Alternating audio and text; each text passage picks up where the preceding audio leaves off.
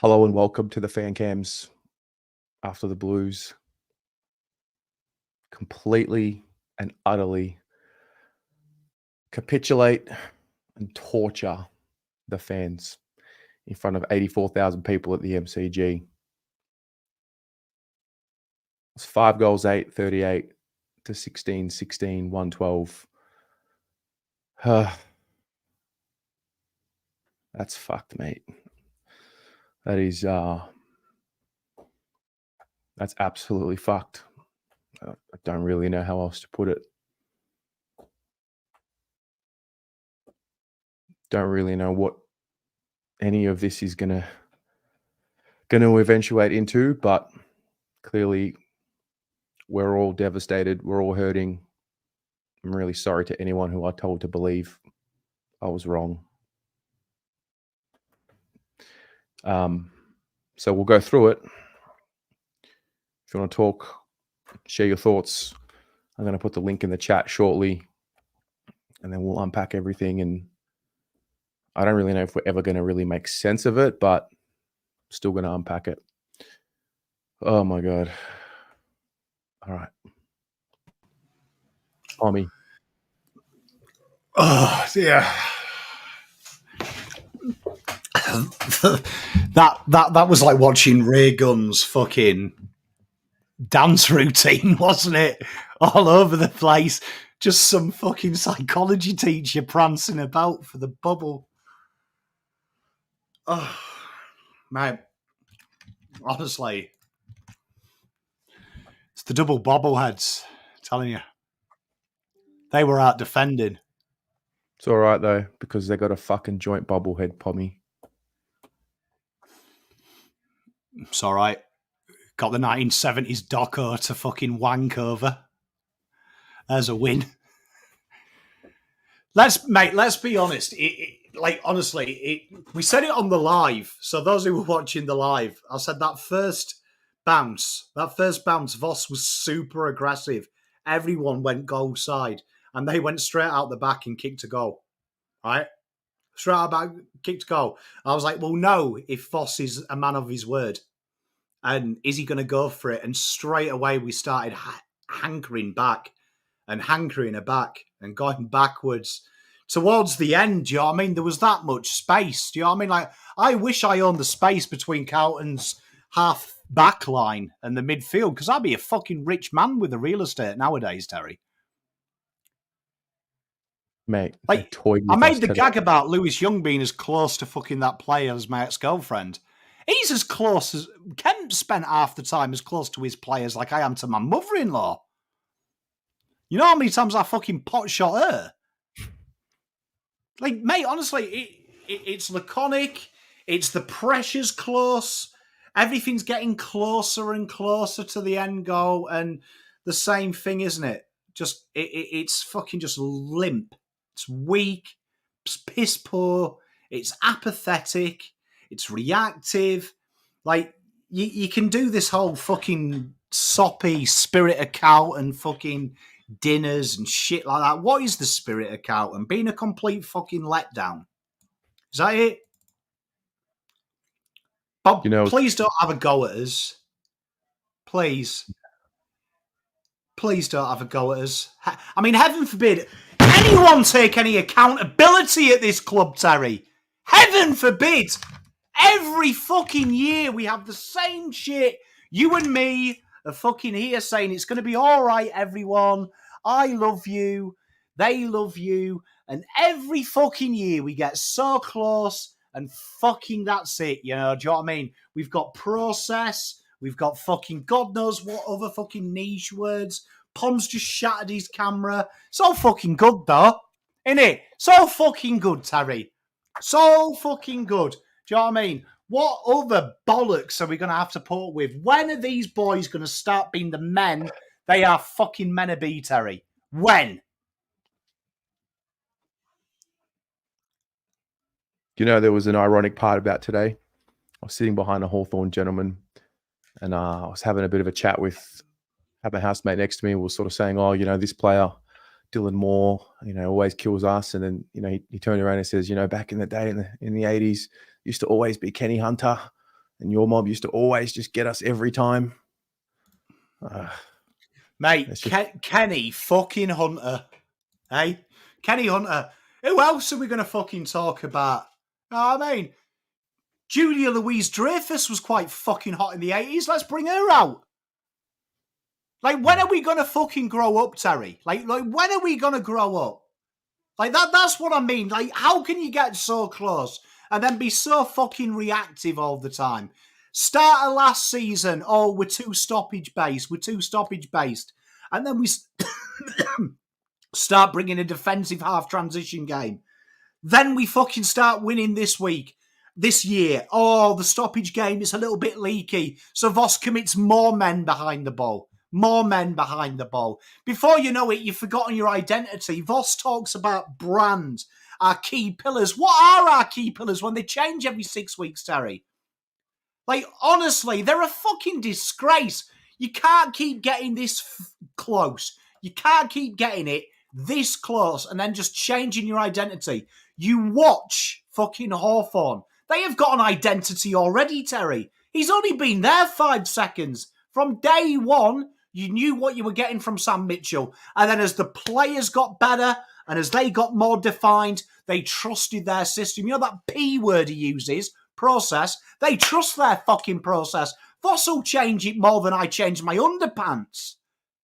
You know what I mean? Like, literally what is going on? It is fucking a disgrace, Terry. I am sick of hearing, you know, I wouldn't mind fucking us living in the past if the present was relatively an honour of the past. But fuck me, they bastardised the name. Like, I think the ex-players are the biggest fucking mugs because every fucking year they come out. Terry, every year they come out, oh, it's okay, we'll help you. But they're bastardising it, Terry. Like, it's a fucking disgrace from top to bottom. Top to bottom. No identity, no brand, but it's okay. It's okay. Because we're stronger together. Like, what other fucking niche are we having next week? Do you know what I mean? You've got the Blues Brothers there dressed up. You've got double bobbleheads. You've got fucking Hunter and fucking God knows who else is at the game. What's it going to be next week, Terry? The fucking hovercraft? What else can we bring out? What haven't we dug out? Where's fucking John Elliott's grave? Let's fucking wheel the fucking in there. Just prop him up in the middle with some fucking niche words. It's a fucking disgrace, Terry. An absolute disgrace. I'm fucking tired of it, Terry. I'm tired of filling everyone with hope. Because you know what? I just want to believe. And I am just witnessing complete shittery on elite sport. Absolute elite sport. We just fuck it up every time because it's a little bit too hard. Oh, fucking, I've got to put my head over the ball. Cowan was the only one who actually looked like he cared for 4 quarters. And he's only been there 3 years, Terry. You know what happens year 4? He remembers he's Carlton. So this time next year, he'll just fuck it up, won't he? It's all good. Mate, the way that they toyed with us and used the entire, like every millimeter of the MCG today, like, fuck, fair play to Hawthorn. They were fucking brilliant. I can't believe I'm about to say this, the mental application was not there in front of 84,000 people. And how wasn't it? You've got fucking people flying over from Queensland orchestrating how to dress up for the game. Like, what more intrinsic motivation do you want to give these twats? Like, short of going down there and giving them a rub down and a shiatsu, what fucking more can we do, Terry? Legit, what more can we do? Like, we got absolutely outsmarted, beasted, and fucking outthought by a team that's in a rebuild. A 2-year rebuild, Terry. 2 years. Carlton are on what? A 2,000 fucking year rebuild. It's all right. It's all right. Do you know what I mean? It's all right, though. They've got collars on their Guernseys. Yeah. And you know what? I had to neatly fold mine up because Mrs. Pom bought me it. It's the only reason I didn't rip it off at half time. That's respect of Mrs. Pom. Because if I was the dickhead who paid $160, I would have fucking burnt it while it was on me. You know, of all the things I thought might happen today, Like, definitely the thing I thought would definitely not happen was what happened. I thought, we could lose to Hawthorn. It'll be a tight game, but, we'll make it a contest. It's going to be a ripping game. Mate. What are we meant to do, mate? What are we doing with ourselves? How can you be this... Mate, how can you be this close? Do you know what I mean? Like, how can you be this close? Like, all the times you've been called a twat, a wanker, failure, like, you've been that close all the time. And it starts to go your way. And they're straight away, aren't they? Back into that mindset. It's the fucking most biggest pattern in the world. You want it to start. It's Carlton get close and then fucking go for 2 steps back. Like, I'm starting to think Voss's process is fucking a Paula Abdul song. Go 2 steps forward and 2 steps back. I mean, mate, honestly, even before the injuries, before everyone starts crying and saying, oh, but we had a bit of injuries, Pom. Mate, it was dead before interchange. Mate, it was fucking over before then, bro. There was more fucking... Like, honestly, there was that many gaps. There was that fucking... The lack of intent. Like, Jesus Christ. Injuries probably did us a favour. Because I don't know if 160-year anniversary, they decided 2018 GWS was the most iconic game. Let's fucking replicate that, because that's the only thing they did well. They really replicated that. Yeah. Like, mate, fuck me, Terry. Fucking disgraceful. Mate, I just want milk that's real milk. I just want to be 11-4 and believing that they've grown up because they played top 8 teams, got the job done. Just want to take me back. Mate, questions have got to be asked. I mean, ever since... I'm not going to give them an excuse, but it would be really fascinating to see what happened when Simpson got sacked. We know that last year, round 13, they made that reshuffle. Hansen went upstairs. Voss started coaching from the touchline. Hansen had the final say in-game. I'd love to know, because he was sacked and everyone was on the Hansen to Eagles train, has he had all of his ability removed? Because they did it with Kingsley, they did it with Adam, who's now up at Richmond because it's a tactical fucking danger. Who the fuck's upstairs calling the shots? Because if it's Vossi, we know that doesn't work. So who else is it? Is it Tim Clark because fucking all the players like him when they were drafted? Like, which twat's moving the magnets upstairs? I'll tell you what, that guy's fucking not Magneto, is he? Who fuck knows who he is? Yeah. Like, is he just chucking darts? Going, we'll fucking move this? Like, Jordan Boyd full forward, sorry, because he couldn't move. That was a shrewd idea, wasn't it? Like, I don't know if sometimes we just skip football and go for fucking banter.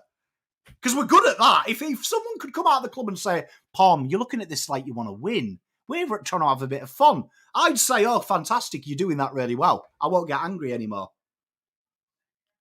Yeah. Gash, bro. Gash.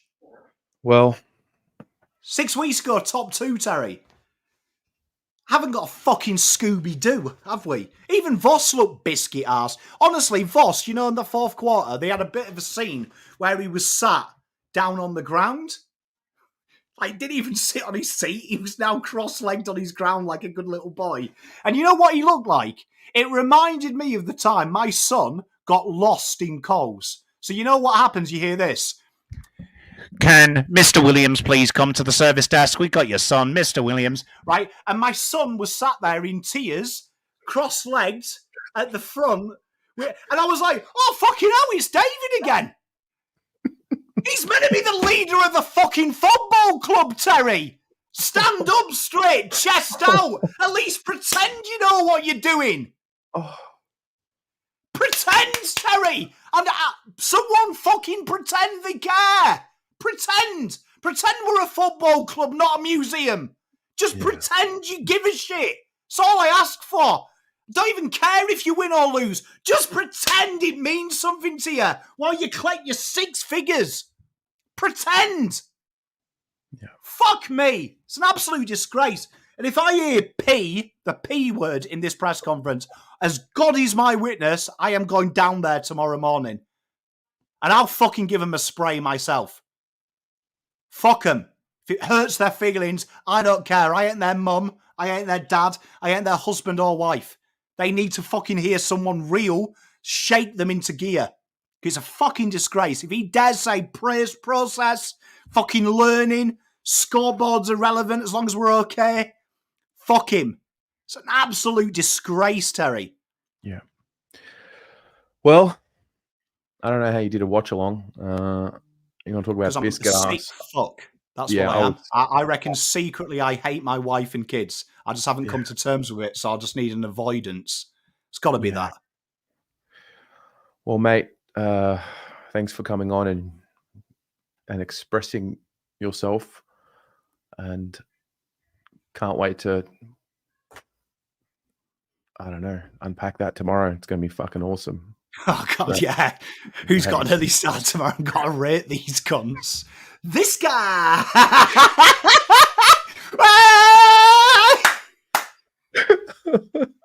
What a fucking idiot I am. Oh, all right, mate. anyway. All right, man. I'll speak to you. Peace, love and light, everyone. Be safe. Okay. Connor, yes, you can call. I'm going to put the link in the chat right now. If anyone wants to come in and share their thoughts, I'm going to be on for a long time, so no rush. This chat room will fill up really quickly, so if it doesn't work when you first click, just sort of be patient. Jad, hello, mate. Hey, man. You know what? I'm disappointed in myself in a way. Yeah. And it's because I think. Let me just get my volume up here.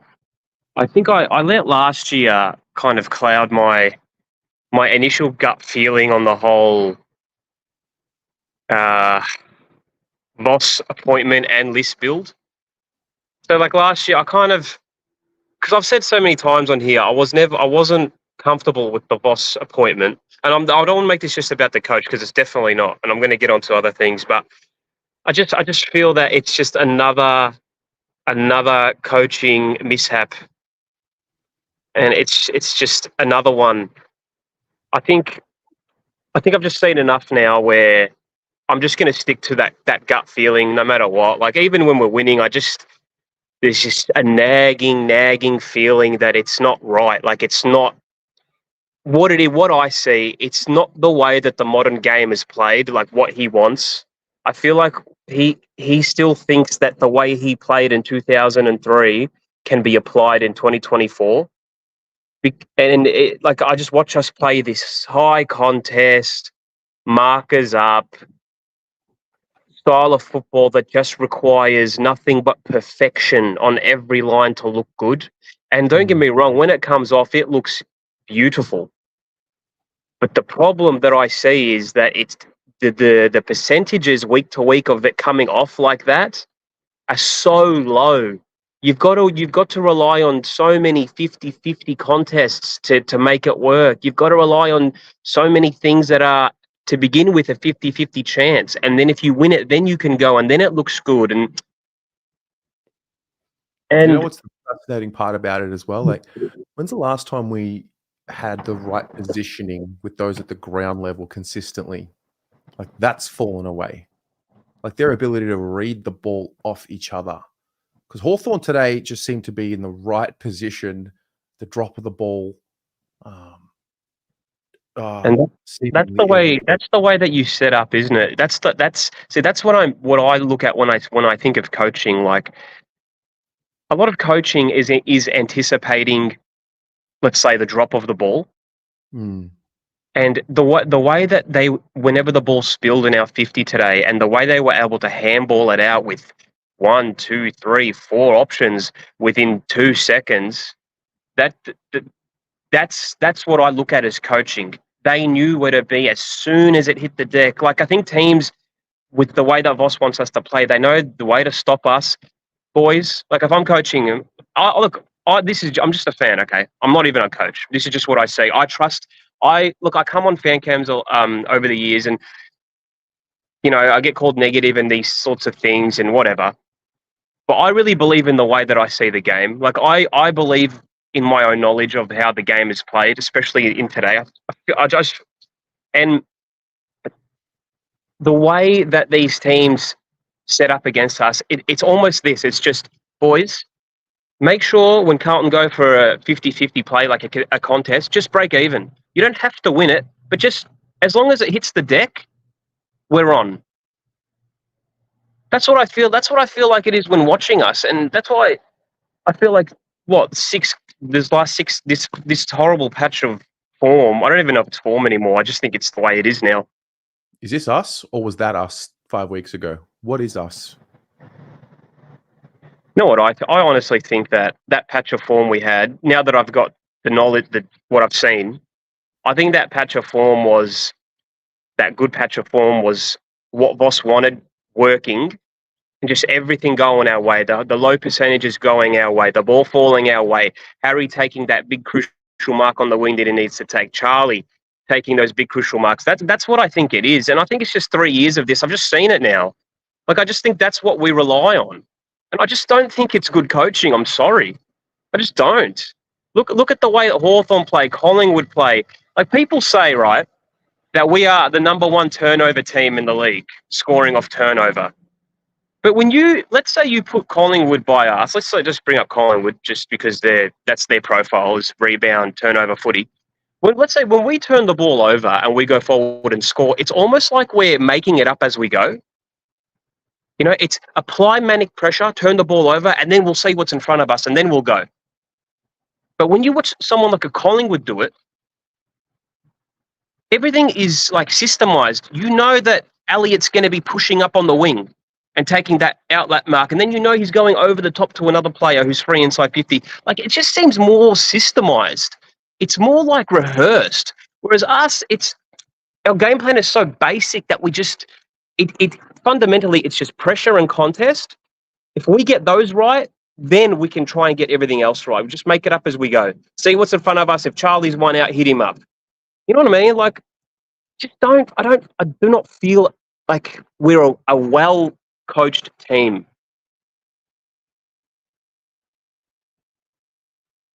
And then, like, the list, man, like last year really lured us into a false sense of security, I think. Yeah. This list, like, I don't think there's probably 5 players there that I don't see part of a premiership list, let alone just our premiership list for us. Like, I don't think in any team in the league they're going to become premiership players.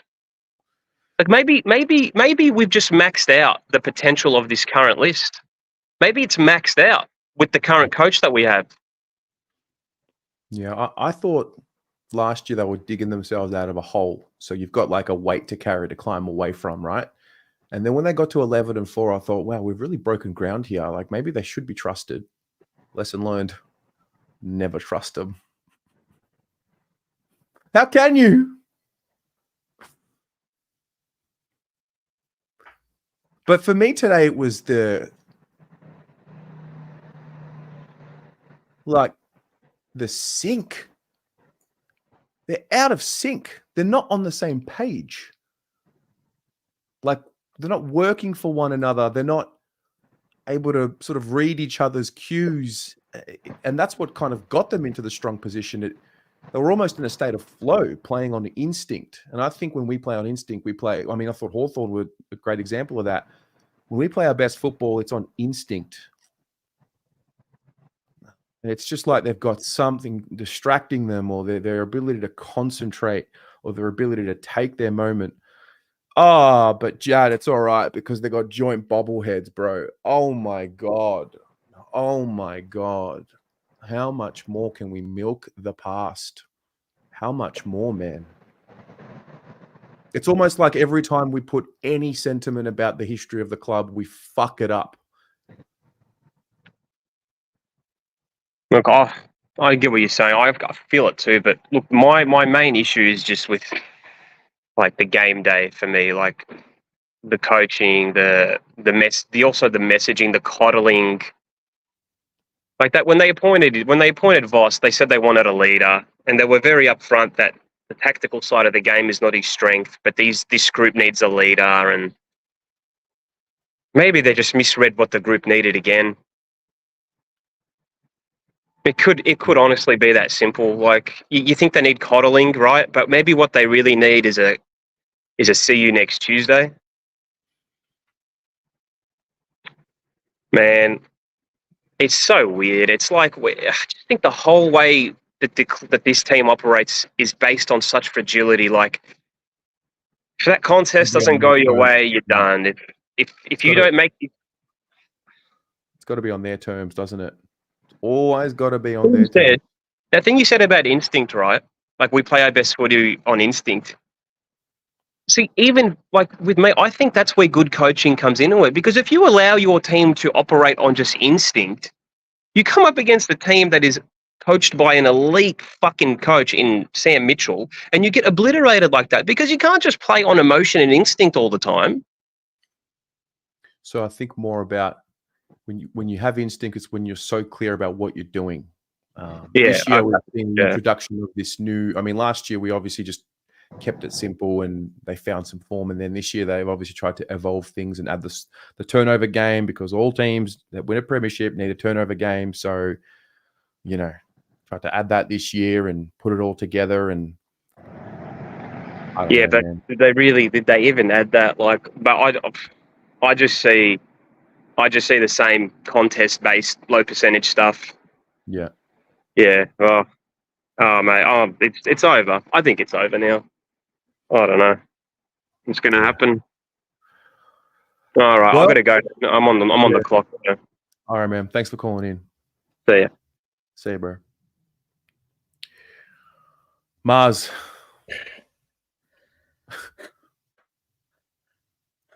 What the fuck went wrong? What did we watch today? Clap them off, bro. I didn't even get to the end of the game. It was marching orders for Marzi Bar and see you later. Out of the stadium, evicted. First time this season. You got evicted? Yeah. Wow. I flipped it. Fair. Absolutely flipped it. You just knew from that first centre bounce contest, that first goal we conceded, you knew. I put my head in my hands and I just like this. Second one went in. And you could just, they weren't locked in. They weren't engaged. I felt like they didn't care. They didn't turn up. Kemp getting sucked into contests like Riley Reid. Like, bro. Then McGovern, he flipped it at him when Chol. Oh, yeah, man. Oh, my God. He got sucked into the contest. 50 meters up the ground. I'm going, where you going? I flipped it. I lost my shit. You got players handball into a standing player to Elijah Hollands in the middle. His back's towards goal. He's not on the move. Why are you handballing it to him when you're going to receive it back, and when you're going to bomb it 50 meters inside 50 anyway?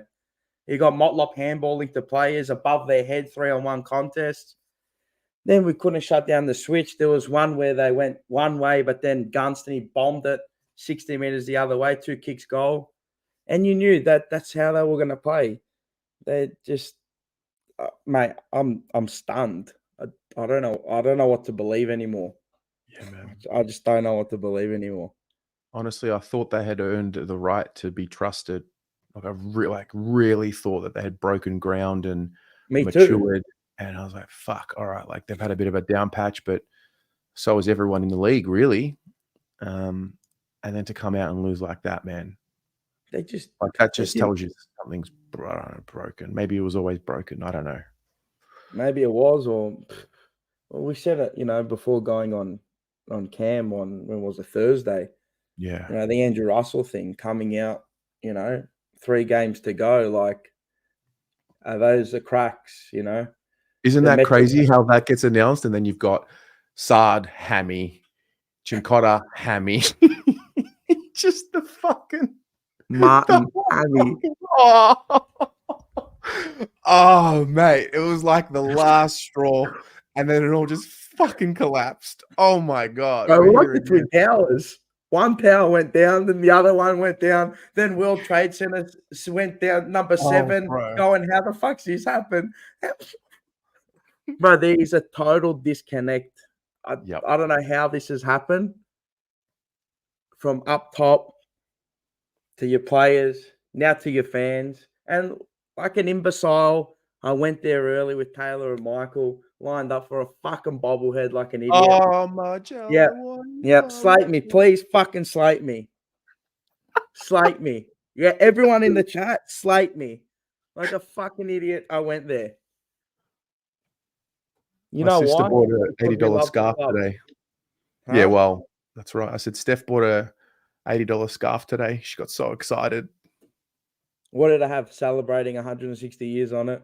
It was just like the vintage, logo, retro logo with the beautiful scarf, nice Bro, material. we get sucked into everything. I don't know whether to laugh, cry. I don't even want to feel sorry for myself anymore. Nah, we I do don't it to feel ourselves. sorry for them. I don't feel sorry for them anymore. Whatever the crowd and our fans dish up to them is what they deserve. They Well- deserve it. I was in the second quarter. I said I'm ready to go home.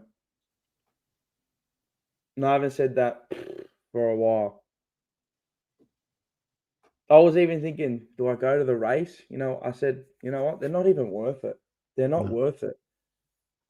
We invest countless amounts of hours, and not you, not me, all of us.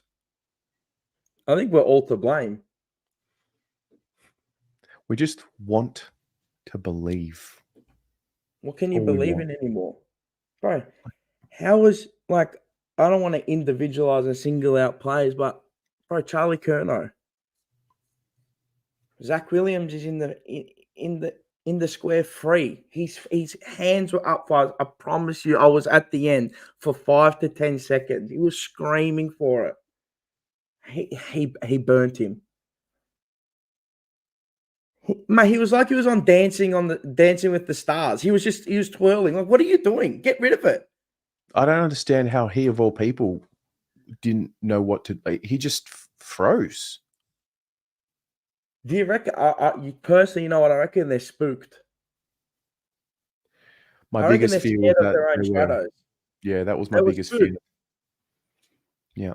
They were spooked, man. They were spooked. That second goal told me everything. The way that Hawthorn covered ground, as Pommy was saying, and Jad, as soon as they get the ball, Hawthorn spread like a wildfire. They just spread. As soon as the ball got out of the contest, it was game over. It was done. It was lights. One handball backwards, and mate, I just don't know what to say anymore. I don't know what to say anymore. They're cooked. It's done. The season's finished. I'll say that right now. It's done. We're done.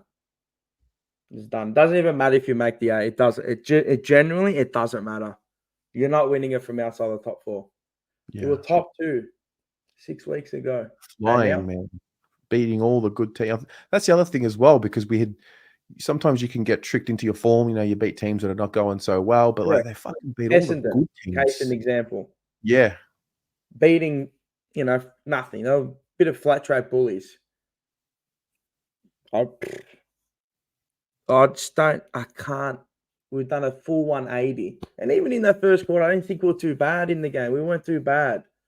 We got it back, and you're going, okay, all right, but they just weren't. They weren't engaged. I don't think they were locked in. They weren't up for it. They weren't up for it.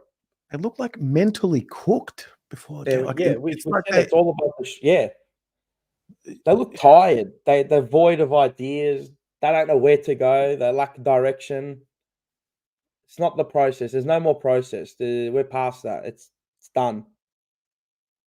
The time is now. We're top 2, and you're top 2 for a reason. You earn the right to be there, but they don't earn the right to be in the top 8. And you know what? I'm going to say it. I hope we don't make the top 8. Seriously, I hope we don't make it. We don't deserve to be there. We don't deserve to be there. Not the way that we're playing. From coaching to on-field leaders, like just lack everywhere.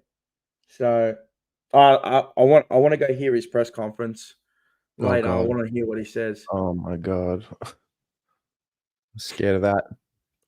I don't know if Pom was taking the piss, but was he actually sitting down on the floor? I don't know, but I thought that's one of the funniest things I've ever heard. Come on, man. But come on, man. If he's sitting on the floor, hey, tells you all you need to know, man. Tells you all you need to know. I can't wait for what story comes out this week. I can't wait. How are they going to cover this one up? I'm going to put it out there. I want you to reply back to me, Terry, and go, what do they want? What do you want them to do? Oh, man. And again, we'll watch next week, and we'll watch the week after, and we'll watch next year, because that's all we do. It's all we have, right? Well, it's not all we have, but, you know, they're our club. We love them. But Yeah, today they don't love us. they're humans, but we're customers. Correct. Don't get too angry at them. Don't get too. You're not allowed to hurt their feelings. No. You can't say this. You can't say that. Well, then why go? Fucking hell. Jordan Boyd, 0 touches. Yeah, well. I don't know if that's actually true.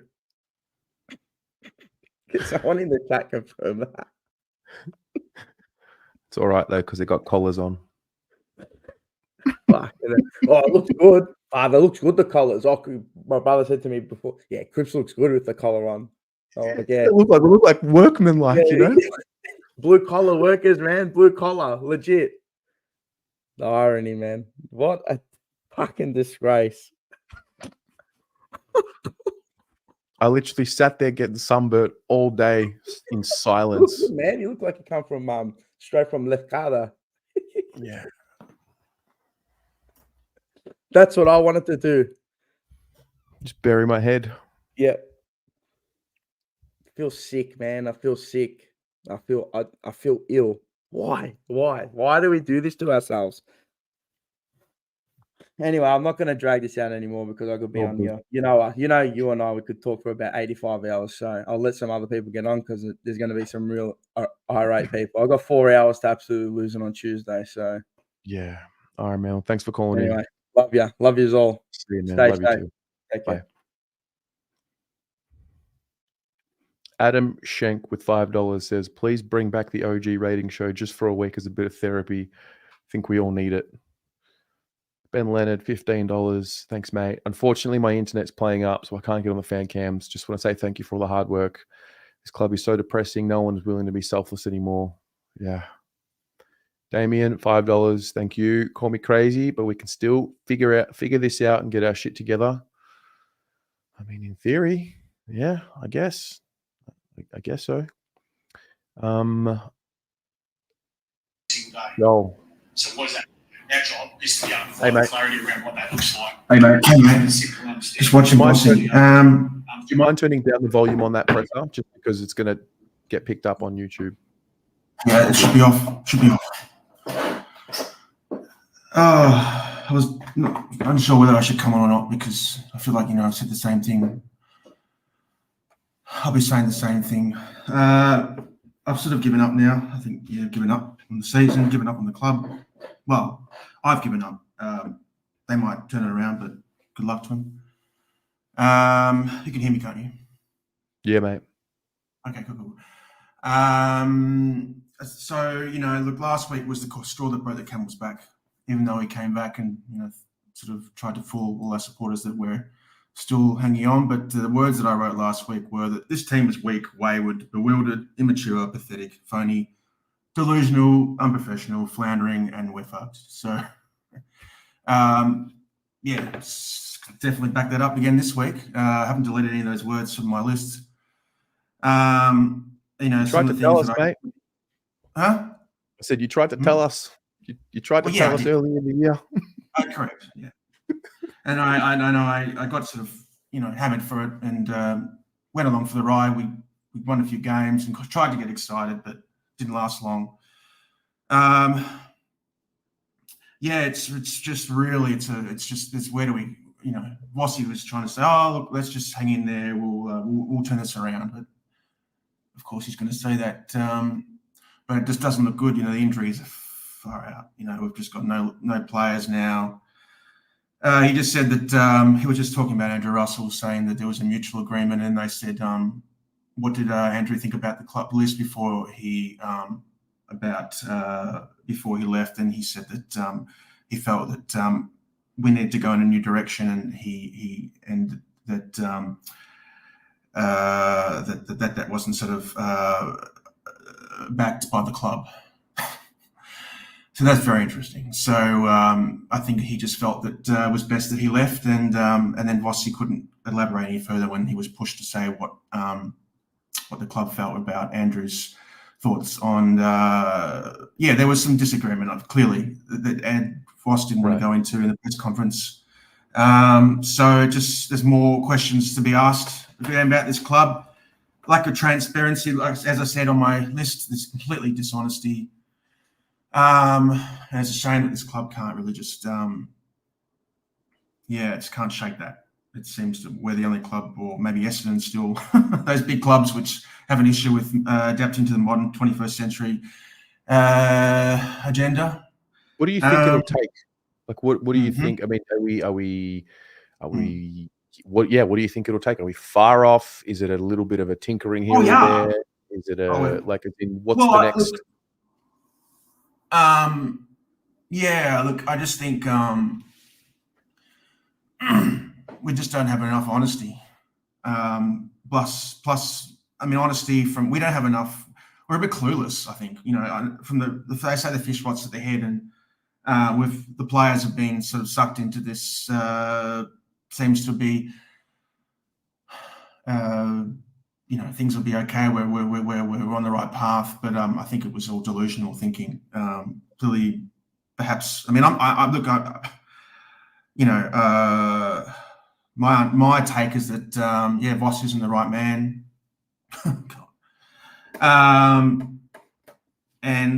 Whereas just someone like Sam Mitchell shows him up. I've always thought Sam Mitchell was an incredibly intelligent footballer, and I think he's an intelligent person. Clearly, that's coming into his coaching.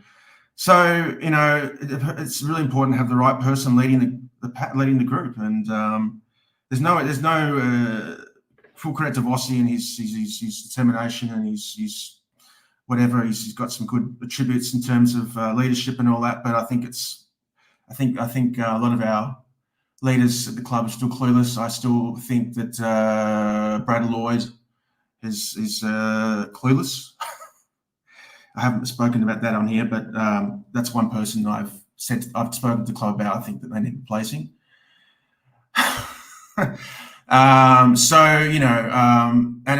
If Brian Cook and who's our president, Sayers, were responsible for hiring Voss, so they've got questions to answer too.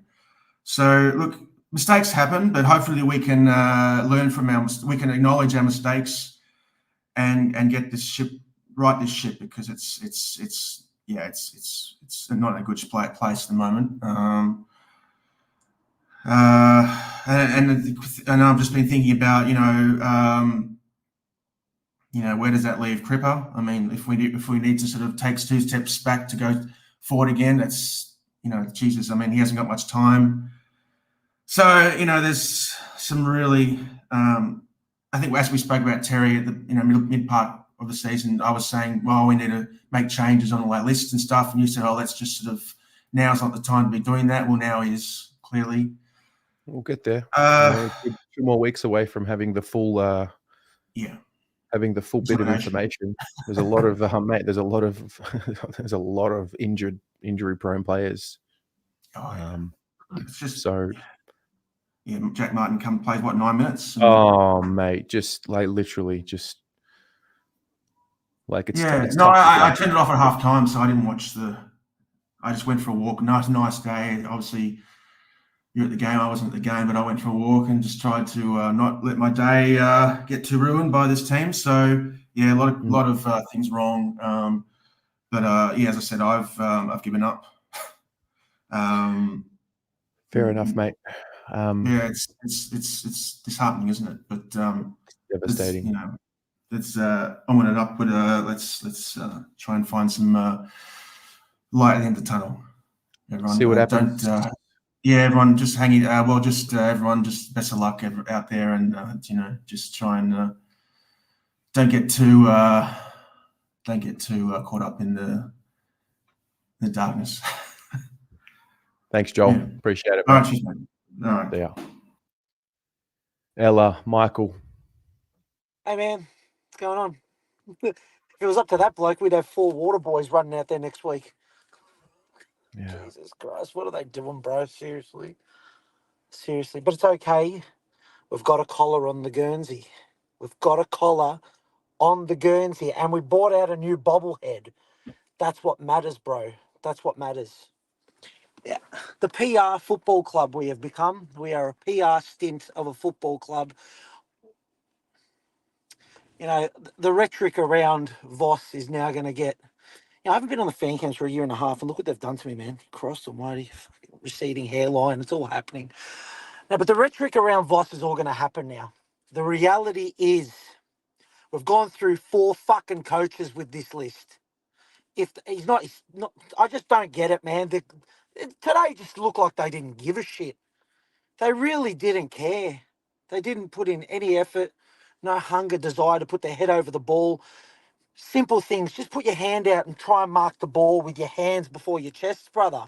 Cowan lining up on a wing because we misplaced where we're trying to go. Thought he was good today.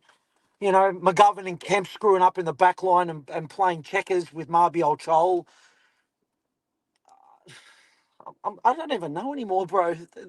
Man, I'm watching Marley or Troll. I'm watching like the. I don't say this to disrespect Hawthorn, but I look at their list. I look at ours, and they don't have as many star individuals or what I think are star individuals. But boy, they play for each other. They play like they do. Look, team. I think we've got a fake group of tough people. I don't think any of our players are tough. They're all too nice. No. And one thing as well, and I remember my father saying to this like a long time ago. My dad used to say to me, "We're not friends. I'm your father, and then we become friends because I'm your father." Okay, it's a form of respect. I don't want Michael Voss to be their friend. I don't want a friend. I want a coach. I want a leader, and they all are too nice. And it's not Voss's fault. It's just a holistic gathering of the club. They're all holistically too nice and too worried about what the PR worries about, what everyone else. It's just a nice club. Collingwood don't give a shit about that. Collingwood care about winning. Other teams care about winning. The successful clubs care about winning. That should be the first and foremost thought of being a good football club. Winning. They're perennial losers. They're just perennial losers, and we've got to stop giving them outs. You got to beat the trend somehow. I don't even know anymore. I'm actually speechless. For the first time this year, I'm speechless. Maybe we did get put into a false sense of hope 6 weeks ago. I don't know. I believe that we're good. I do. But the definition of insanity is doing the same thing over and over again. And I genuinely feel like we're going insane watching this football club. Like, how many more excuses can we come up with, Terry? Yeah. But we'll pat them on the back. And they've got a Guernsey that came out this week. That we all bought. You there? Hello? He's getting a call. He's getting a call. He's gone. Is he there? He's not there. All right. We'll come back to him. Joe Adamo.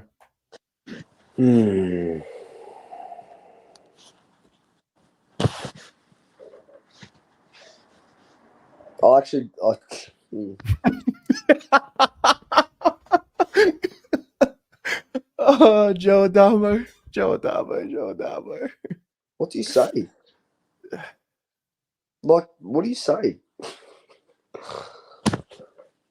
That's just fucked. That's just. So bad, man. So bad, man. Honestly, it's so bad what they did today. Do they know? Like, do they know what they did today? I don't truly think that they know. I actually don't think they get it. Was there ever a point after quarter time where we started wrestling it back? Like, at all. I'm trying to think. No, 0. Tez, we kicked 2 goals in 3 quarters of footy, man. Oh my god, man. We kicked 38 points for the game. Like, True. Oh my god, we kicked 38 points for the game. it's just they don't give a fuck. They don't care. You can't tell me you care in the slightest when you dish out shit like that.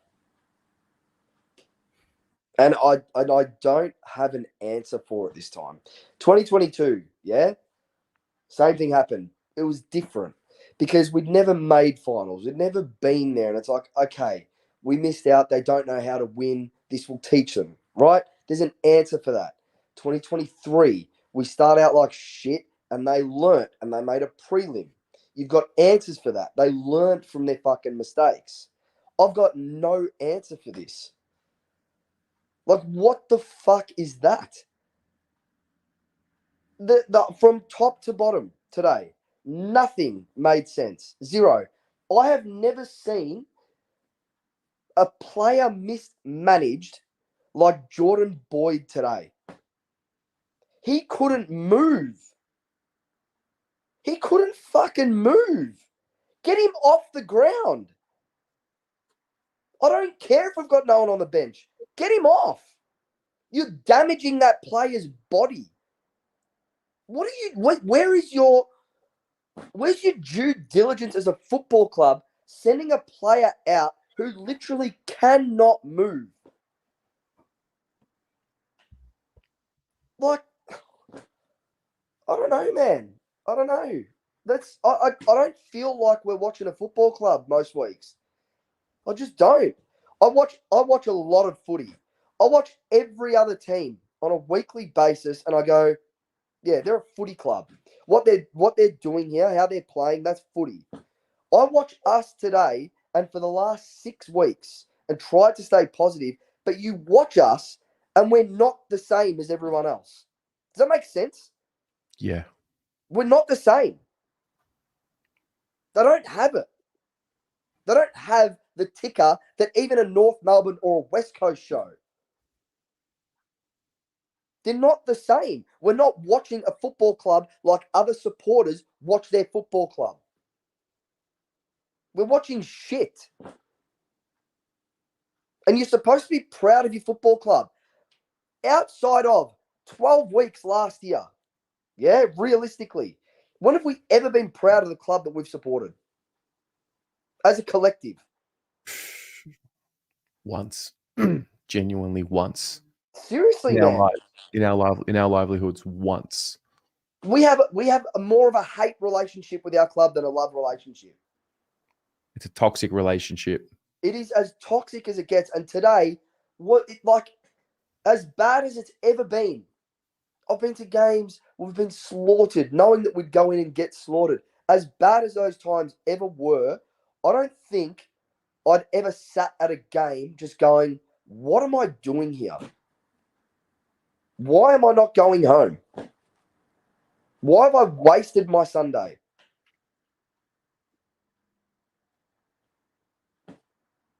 Hawthorn knew what they needed to do today. They knew they had to slap us by 70 to get into the 8 on percentage. They knew. And they played like they knew. Did we know that we had still a top 4 chance up for grabs after letting it slip for the last 6 weeks? Did they know? Because they didn't play like they fucking knew. Fuck, man.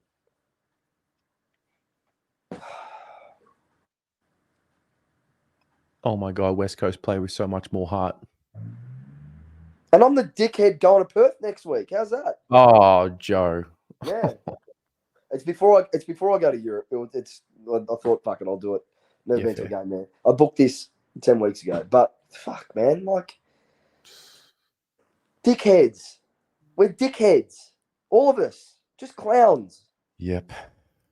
We are clowns, Tez. Yeah, we gobble it up. Oh my God, man. I really believed. 11-4. I thought, mate, look at them all grown up. Look at how far they've come. Let's enjoy this moment. to be fair, we should have enjoyed it back then a little bit more because it's No, gone. I enjoy. After that Geelong game, I had never felt more secure as a supporter of this football club. So secure. I thought we were going all the way. I thought minimum we were playing in a grand final. How could you not with the way that we were playing? How could you not? You looked at the fixture. We had statistically the easiest fixture after the bye, and we bottled it. That's a bottle job. I don't care. Like, if we play finals or not from here, who gives a shit? Who cares? It's not what this is about anymore. It's not. You can't dish up that shit. You just can't. We've got a spine that 17 other clubs would kill for, and we do nothing with it. Imagine Sam Mitchell with our forwards. Oh my God. Mate. Oh my God. The way they move the ball. But here's the difference. Sam Mitchell in a Carlton polo as head coach wouldn't be the Sam Mitchell that he is at Hawthorn. There's something about the club, the culture. There's a fucking stench again. Yep. From nowhere this time. This has come from absolutely nowhere. I don't know what has happened. I don't know if Vossi's given him a spray 10 weeks ago and they haven't responded to it. Because this is how this group tends to look like they respond. Weak as piss mentally. Like, I don't know. I don't know what the answer is because I can't understand how we got to this point. Beyond me. It is beyond me. Oh, we're back. It's the Carlton we've always known. It's fucked. This is just, mate, it's just fucking. What are we doing? They're just honestly like, just be honest. Be honest with us. It stunk for me on Monday morning when I checked the Carlton website straight away. Sid Jackson interview, Sard and Ange press conference, and then just one by one, just like shoving it in my face, in our faces. Just forget about it, move on, forget about it, move on, which I get it. You do have to focus on the upcoming game, but like, fucking hell, man. I don't usually read into that stuff. I know you do in regards to more so for the preparation. Like, there's so many interviews. Celebrate the 160th anniversary, like in finals, mate. Celebrate it by winning the game first and foremost. Win the flag. That's what the club's culture, so we're told, is about. Yeah, I don't usually read into it, and I know you were hot on it this week earlier. I kind of went, if they win, though, I think I said to you, if they win, that narrative won't be there. But you're right. Like, how many times has this happened? Look, it might be a coincidence. They wheeled out past legends or wheeled out some excuse as to why we should get up for the boys this week for nothing. Look, honestly, it might be a coincidence, but every memory I have where we wheel them out, we play poorly the following week. Man. Fuck. We're actually here again. That is oh my God, I really believed in them. Crazy. I truly believed with everything, every fiber of my being. I really believed in them. Hey, I remember jumping on the fan cams after that Geelong game, and I think I asked you the question, or you asked me about, do you trust this group completely? And we both said, with all my heart, I trust them. Like, so they've done it again. They've done it again. We are morons. Genuine morons. Yeah. Yeah. That's just fucking wow. Wow. Wow. Fuck. Oh, well. Yeah. Anyway, I'll leave you to it. No podcast tonight or this week. We're not doing it. You know what? I looked at Dan. Jules actually said, I don't want to do it. And Dan goes, I'd rather spend time with my son. And I went, all right, you know what? You're right. There are way more important things than talking about this shit tonight than this week. So, yeah. I don't know if we're going to be back this year on the pod because we're overseas from next week. So, stay tuned, but we'll try and sort something out. I'm hoping we can still get a couple of episodes out, but we'll see how we go. Enjoy Perth.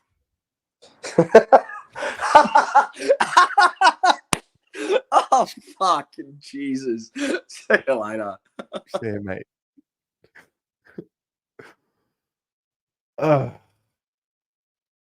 Brody with $20 says belief and hope needs to equal evidence and ability. Spent money on list. If Voss has buy-in, he needs tactical direction, as has none. List management, what the fuck? For example, Lord. Another inside mid with no leg speed. No more glass half full. God. Gokhan, $15. Josh Weddle on Triple M. We knew that their work rate is not the strongest in the fourth quarter. When we heard they were getting injuries, we were like, let's keep going and tire them out. Says it all. Wow. Vic Wide renovations, $8. What was our game plan coming into the game? Wildy. Hey, mate. It was all over last week for me. You saw it, mate. I just tuned out, and it wasn't just last week and the arch enemy. I saw it in the weeks before. Look, it's not about me or anything, but you can just see the trend, what was happening, and we're all hoping, of course, we're all hoping that we capture that form again and get going and get rolling and see it through. But so many questions. It's really about what they do now. I mean, yes, you can reflect on this loss, but I think they've got to look really hard at everything. They've got to look at it all. They have to. They've got to analyse this and say, when we're in this window now, we're tied up with salary cap. We've got, there's not much we can do in that space. So, where's the accountability here? How much more stronger of a position do you need to put yourselves in? It's almost like they're testing us. It's like, how much can we really test everyone to see how far we've come? And as soon as we get that collective belief, they just stop. Yeah, and it takes a long time to build that belief and that trust, but you can lose it in a snap of a finger within weeks. Within weeks, not just one game. I mean, yeah, today was a train wreck. But this train wreck has been coming over the last few weeks, just by the way we've been playing, the on and off nature of playing half a quarter here and there. But tough decisions need to be made. Sorry, it's got to be real. Brian Cook, mate, you're going to be earning your wage here at Carlton. And I know Joel touched on this, and I've been calling this for years. Brad Lloyd. Has this whole department now been moved on from the start? So he's the head of football. He oversees the whole operation, the whole football department, coaches, list management, fitness. That's all under his watch.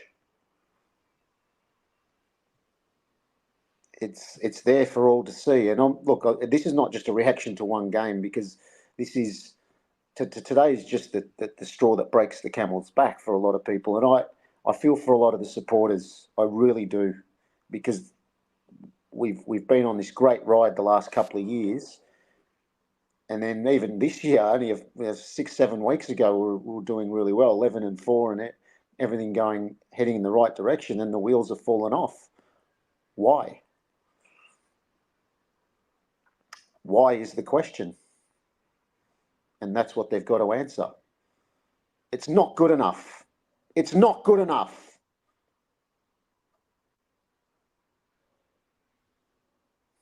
And we care, mate. Show some spine. Show some bloody spine. Seriously. What do they stand for? Seriously, what do they stand for? Tough, contested, pressure. Great words. Punchlines. You know what the irony about that is? Today we got brutally exposed about pressure and contest. Like the Hawks mauled us, mate. They did. They got us on the outside. They got us on the inside. It was that we were witches' hats. Mate, We were they made kicked to look the ball second rate. perfectly. They were so in sync. Like if you're a Hawthorn fan looking at that, like how do you not dare to dream? Like my God, that was the complete performance. And the trend with the Hawthorn, the great Hawthorn teams, particularly in the last 10 years, probably 15 years actually, they've always recruited players that can kick a ball, that can hit a target. That's their key. That's one of the key attributes to their game plans. Clarkson, now Mitchell.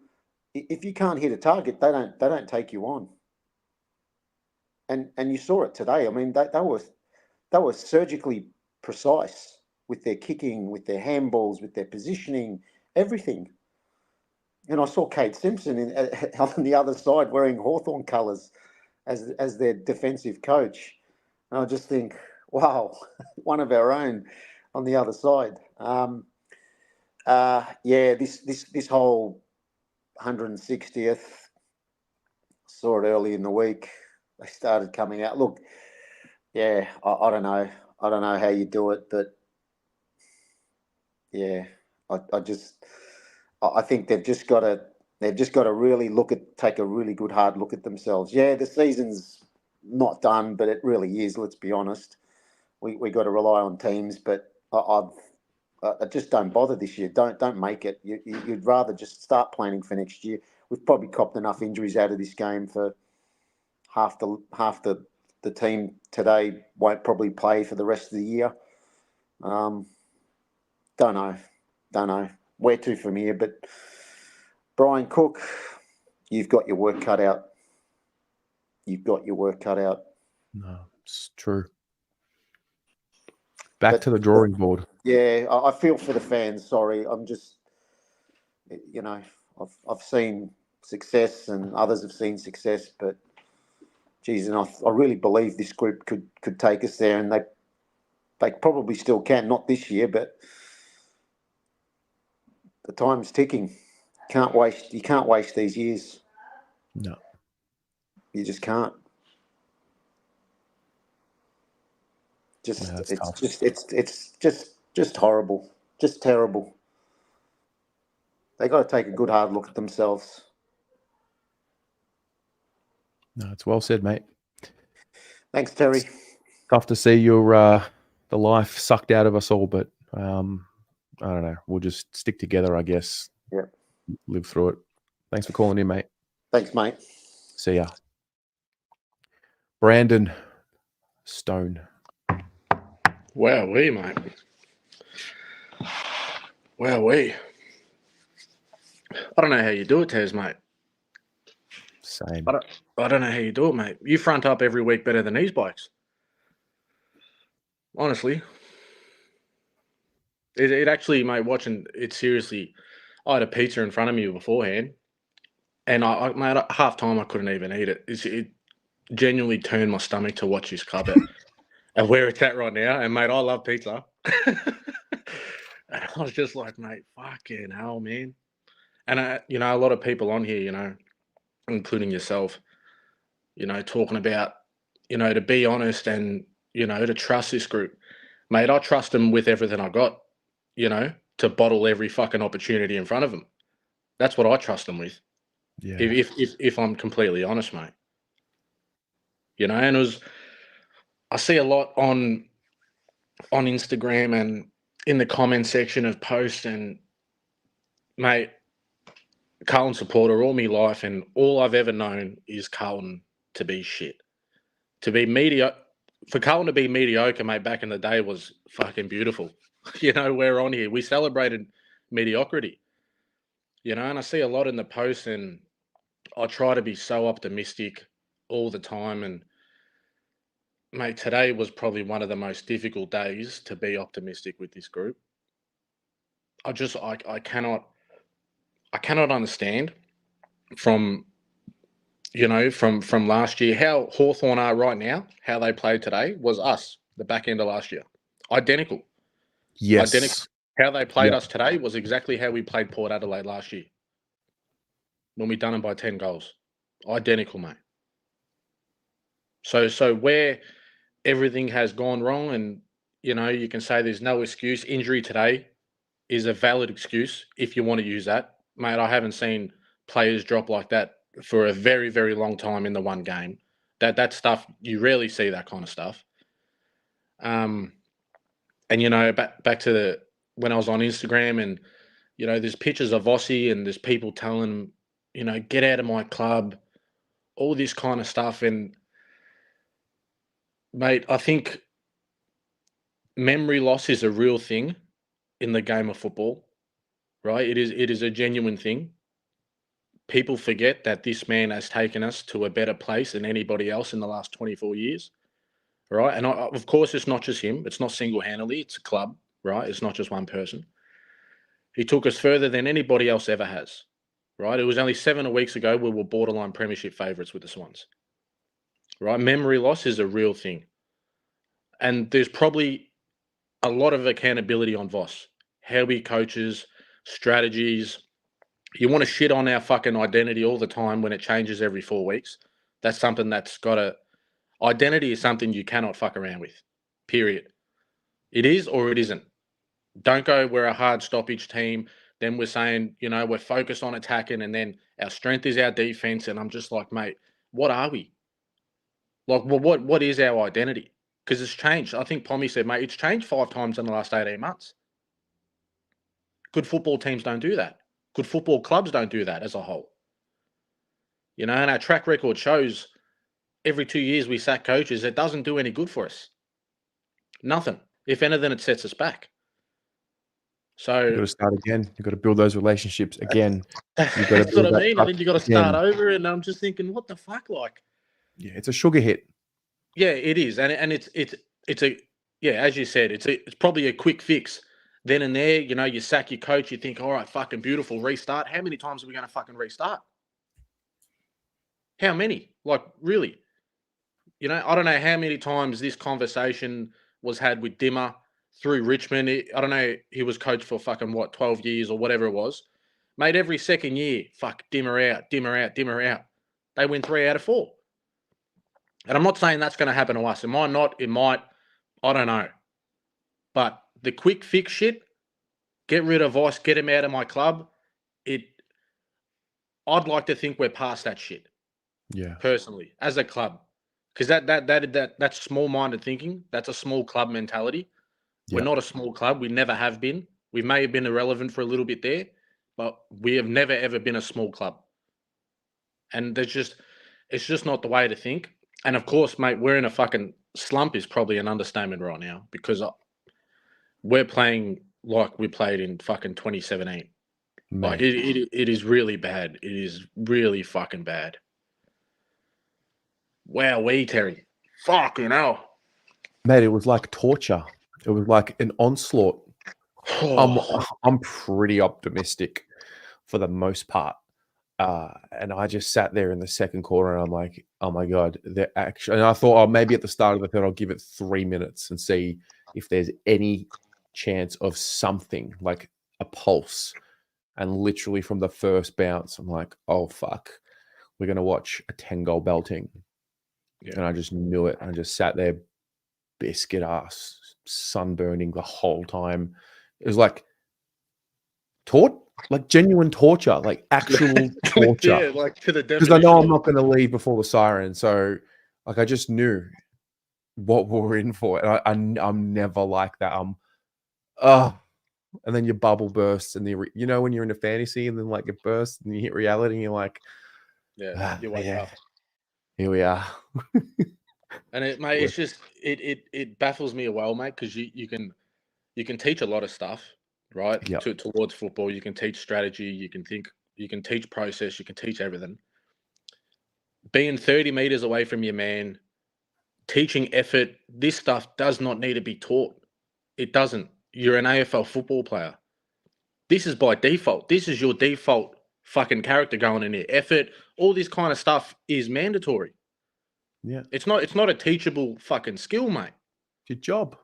So when these things lack, it's for me anyway. I'm speaking for myself, obviously. I cannot contribute that to the coach, to fucking anything, mate. Within yourself as a fucking player, if the effort isn't there, mate, please go.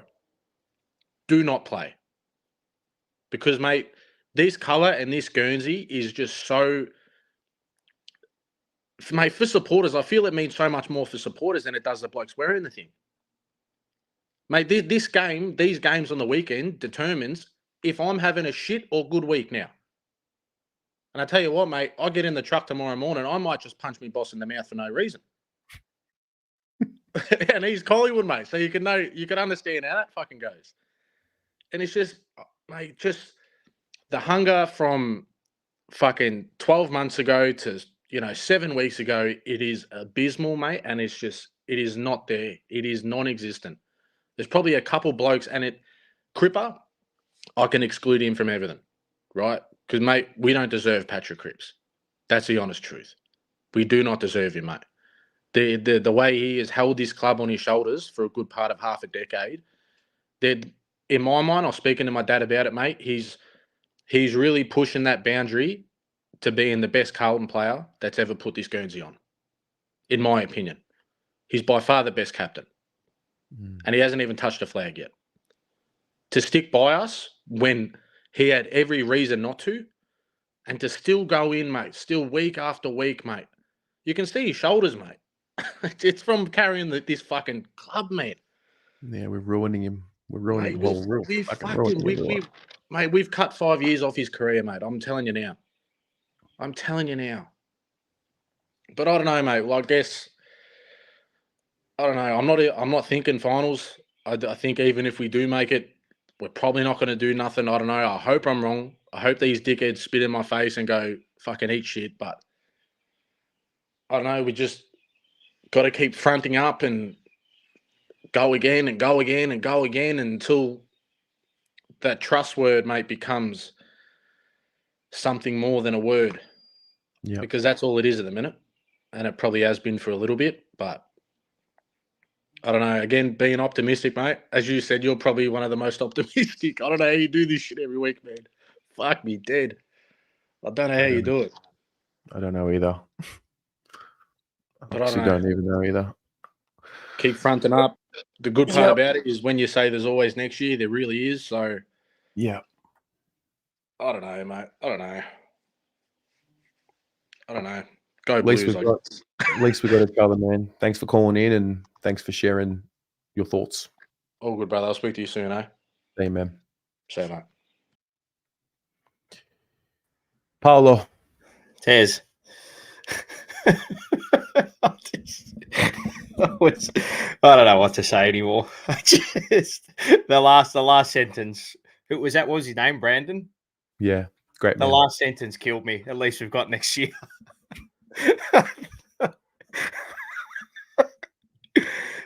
I'll tell you when we lost this match. And I was fearful of it in the build-up. We lost this match. Me, you know how I'm big on symbolism and rhetoric and your communication. And I'll delve into that a bit deeper. But we lost this match in the first 50 seconds of Michael Voss's press conference last week. That's when we lost this match. There was no care factor for losing a massive derby by the skin of your teeth last week. And I thought, okay, I'll let you off because you know these players better than all of us intricately. But him letting them off last week, the way he did, was a chasm into why we've been so bad for so long. Everything's just too nice. Everything's just too nice about our footy club. And I think we've all been coward and sucked into getting Michael Voss the player, the leader, the captain. And we don't have that. We don't have that. And maybe being that way as a coach with these players is not conducive of getting performances out. But you look at Sam Mitchell's first 50 seconds of his press conference last week after a close loss against GWS, and he was fuming. He was not happy. He was not proud of the effort because that's a bare minimum. And when you set effort as a standard, like Michael Voss did last week, the players get an out because they feel they've reached that standard, and it's a bare minimum, unfortunately, and they haven't reached that standard today, and that's what happens. And people can come up with injuries as the excuse. The game was done at halftime. Game was dead, but mate, the way Yeah. that they were playing before the injuries. Yeah, shocking. Yeah. And you could, I don't know, and I'll nibble into the tactics a little bit, but the way in which our midfielders and our on-ballers and our followers continually got vacuumed into the contest and left 2 or 3 Hawthorn players on the outside of the contest, and then they fish their way by hand outside of the main coalface of the contest and sliced us up. And then the way they switched and our inability to defend the switch is just, I mean, you could see it from a mile away. And the fact that the coaches could probably see it too and were not able to rectify it and do anything with it. And I mean, for me, Jordan Boyd at full forward, just I'm done being angry. I couldn't. I was just waiting for Hawthorn to start singing "Your defense is terrified, Jordan Boyd's on fire." I mean, it feels like I feel like we're on Grand Theft Auto San Andreas. Here we go again. It just, I don't know. There was a moment in the second quarter. We were talking about being in sync with one another and connected and all of that. 50-50 ball, Motlop and Hewitt collide with each other. And it's like, aren't you guys in sync? Like, you've played footy together. You know that's Hewitt's ball. Yeah. And Motlop, you be the option. Yeah. And Lockie Fogarty and Jack Martin colliding with each other. And so Jack Martin's done his hamstring. Right, and he's also injured Lockie Fogarty as well. That's how well we're going at the moment. The problem for me is, right, this is the issue, right? So what has happened from the GWS game to now, right? No one in the club has taken accountability for poor performances, not internally, in the public eye. Right? I cannot remember anybody at the Carlton Football Club for a prolonged period of time holding themselves into account publicly. You can front up to the camera, right? Everybody can front up to the camera because it's your duty. You have to, right? But I'm talking about, when have you ever heard a player or a coach at our club say, we got it wrong this week. We completely got it wrong. We got it wrong tactically. We got it wrong with our endeavor. No one ever says it, right? And our club at the moment is just way too fearful at embracing that negative, just that real harsh communication, that real harsh, hit you in between the eyes. Everything's just too nice. Oh, don't say this about the players because you might hurt their feelings. Don't say this about the coaches because you might hurt their feelings. Don't say this about XYZ because you may hurt their feelings and they've got family. We know that. We know that. We get it, right? We get that. But eventually there has to be a point where you take accountability for your performance. It's not good enough, mate. It's nowhere near the level, right? We couldn't win a one-on-one today. We couldn't win a contest. We couldn't win an aerial battle. This is all up to halftime. Forget about the second half. Right? The way they walked in that first goal, as I was walking down the steps, I couldn't believe it. I just said this is going to be one of those days if we don't smarten and wisen up very, very quickly. And I'll tell you what, this is. People say, it's just, don't look too much into what they say. What you say is everything, right? Because what you say is what manifests itself out onto the field as a football club, as a coach, as a player, all of that, right? So the messaging and the rhetoric and the communication and the body language has been very dour and very, very mediocre and very average and very wishy-washy the last couple of weeks. And you've seen us, we've been very wishy-washy and everything's just dropped off. So I put a premium on body language, right? To me, body language is everything. And to see to see the camera zoom into our interchange bench throughout patches of that third quarter and that last quarter, and to see dejected faces on there just tells me everything, right? And there is a coach in the college basketball. His name's Gino Oriema. He puts a massive emphasis on body language. And he says, it does not matter how talented you are. It does not matter how good you are. If your body language is not positive and what I want, you will never get on the field. You will not play, right? And to even see Voss slumped, like what kind of message is that sending? Do you know what I mean? It's just what message is that sending to the players and the group? Communication is everything. Communication is what makes you act. Communication is what makes you endeavor. Communication is what puts everything together. And with a lack of that and it not being right, nothing's going to work, mate. Nothing is going to work. That press conference last week just that was not the way we felt last week. And they've got to read the room, right? They had to read the room last week and they didn't, and they got it and they copped it, and rightfully so, mate. And there was something else. And there was something else as well after that presser, because I mean the presser happens every week, so it was what it was, and it happens every week. What the club chose to then put out after last week was the clip of which I took the message of the inner sanctum chat with Voss and then Cripps. That was even worse. Yeah. So my take on that and what I guessed that they were trying to tell the world was that they are still connected, and usually, if not always, what you are telling the world is usually what you're not. Yeah. We're living in a world where you can tell the world what you want them to think you are. Yeah. So I was really curious. I'm like, all right, they're trying to tell us that they're still together and they, stick by this and they're still connected. And today they were the most disconnected they've ever been. Ironic, isn't it? Ironic, isn't it? And when's the last time you've seen them this disconnected? Well, I was saying to Michael during the game, and I actually saw Bucky. We caught up for about 5 minutes at 3/4 time, and Bucky was just he moped over, and I moped over to him, and I just said, "This is the worst we have played as a group. When's the last time we've been done by 70 points?" I'm trying to think the last real belting, maybe Adelaide 22. But even then, that was not 12 goals. No, that wasn't proper. No. And it was, this game was really getting away from us in that second quarter. And no one did anything to wrestle it back. At any point, there was no 5 minutes, 6 minutes. No. Empty the tank. It just wasn't there. And I want to know why. Yeah. I don't get it.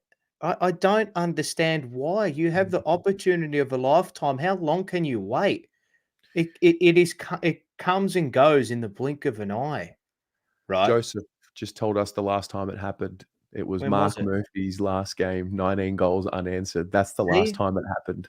There you go. And that was at a point. So the fear for me now is that you want to see some sort of development and some sort of layer added onto what we did last year. So we made a prelim. Collingwood made a prelim. They went on with it. We made a prelim. We haven't gone on with it. And today was. This is the problem at the moment, right? And now it's all starting to bear fruit, right? The club at the moment, as a whole, right? It's every single dollar, every single second, every single minute, every single hour, every single day, every single week, every single month. You get the gist. That you spend not focusing on improving your football, and every little other resource that you send to a social cause, something to do with the past, all these little things that you devote that energy to just takes time away from football, right?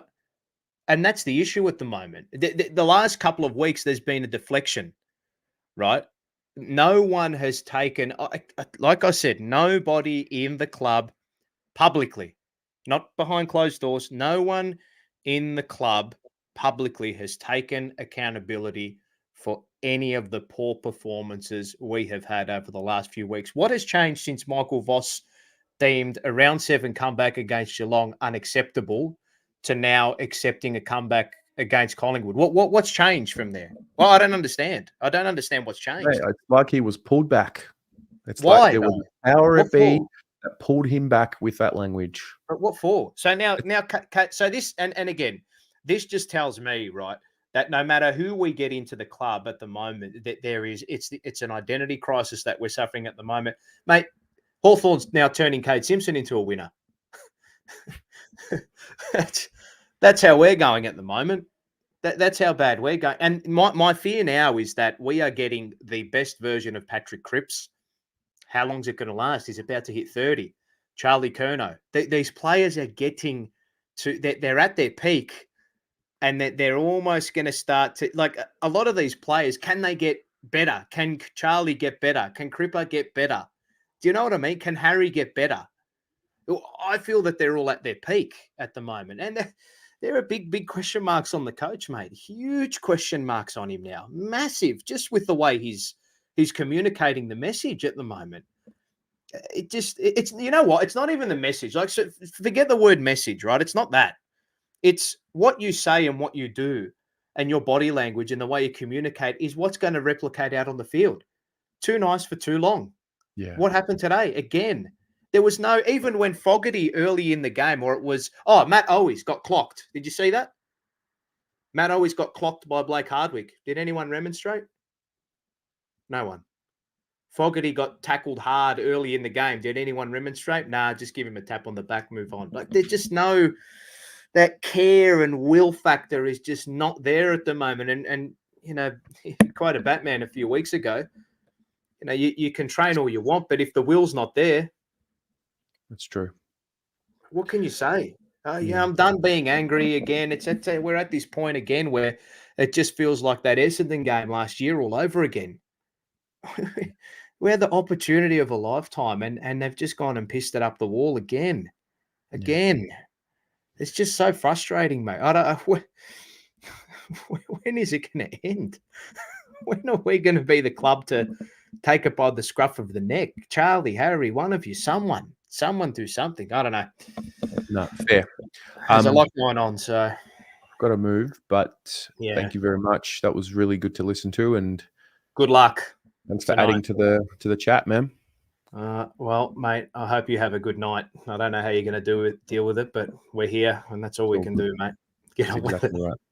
Have a good Thanks, one. Paulo. See Yeah, you, mate. Bye. Oh, Chris. Hey, how's it going, Terry? Good, man. How are you? I was struggling a little bit. That was, obviously agonizing. I genuinely wanted all the sirens to go, at the, 2 minutes into third. I was like, just every siren, just go, so we can just wrap up and, forget about it. But yeah, it was definitely agonizing. Yeah. Haven't sat through a game where I knew we were going to get belted by 10 goals in many years. And it's like, all right, well, we're going to be here to the final siren because, stick fat.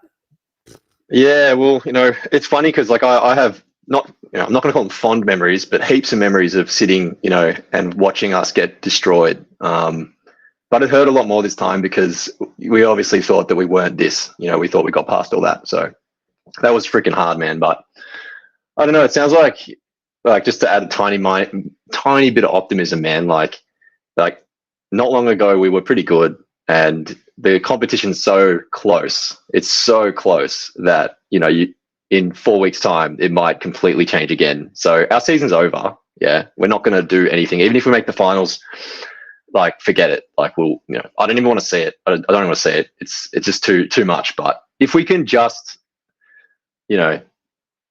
have a good preseason and galvanize properly and work on chemistry. I don't even know how you can work on team chemistry. I don't even know what that even looks like. But if we could somehow get the group back to where they were, our window it's not shut. So everyone talking like it's a funeral. I remember Paolo talking about it was like that game we played Essendon where they absolutely embarrassed us last season. And Paolo, I specifically remember him saying that this is the funeral of Carlton, and then we won 10 games straight or something like that. So I'm glad I'm seeing him so negative again because it's probably a reasonably good sign. I don't think we're screwed. I think we have something ahead.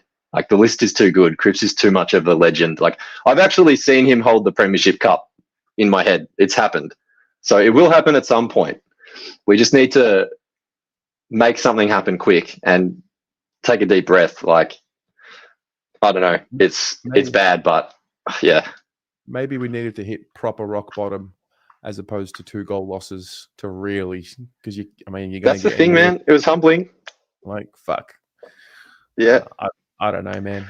I don't know. I understand the sentiment. Like, we shouldn't be playing finals because we're not going to make it and not going to like do anything. Like, I do understand where that's coming from, but at the same time, nothing is more important than getting finals games into these players. Like, it's got to be part of the process. So, you know, if we don't play finals, then how can we expect to win a premiership with that finals experience? So that's a good call, man. Like, I'll probably take that back now. You've made me change my mind there, but like, it just feels a bit. I like the idea of starving them. Like, hey, you don't deserve finals now. Like, you had it in the palm of your hands, and you just don't deserve it now. So I don't know. I think you're right. Like, finals experience matters. I totally get it. Like, you know, what are we going to do if we finish 6th, 7th, and like make it up the numbers? I honestly understand where that's coming from, but like, finals footy is finals footy, and like, we have to get those types of games under these players' belts in order for them. Like, I don't see how not making finals makes them better players when we do eventually want to win the premiership.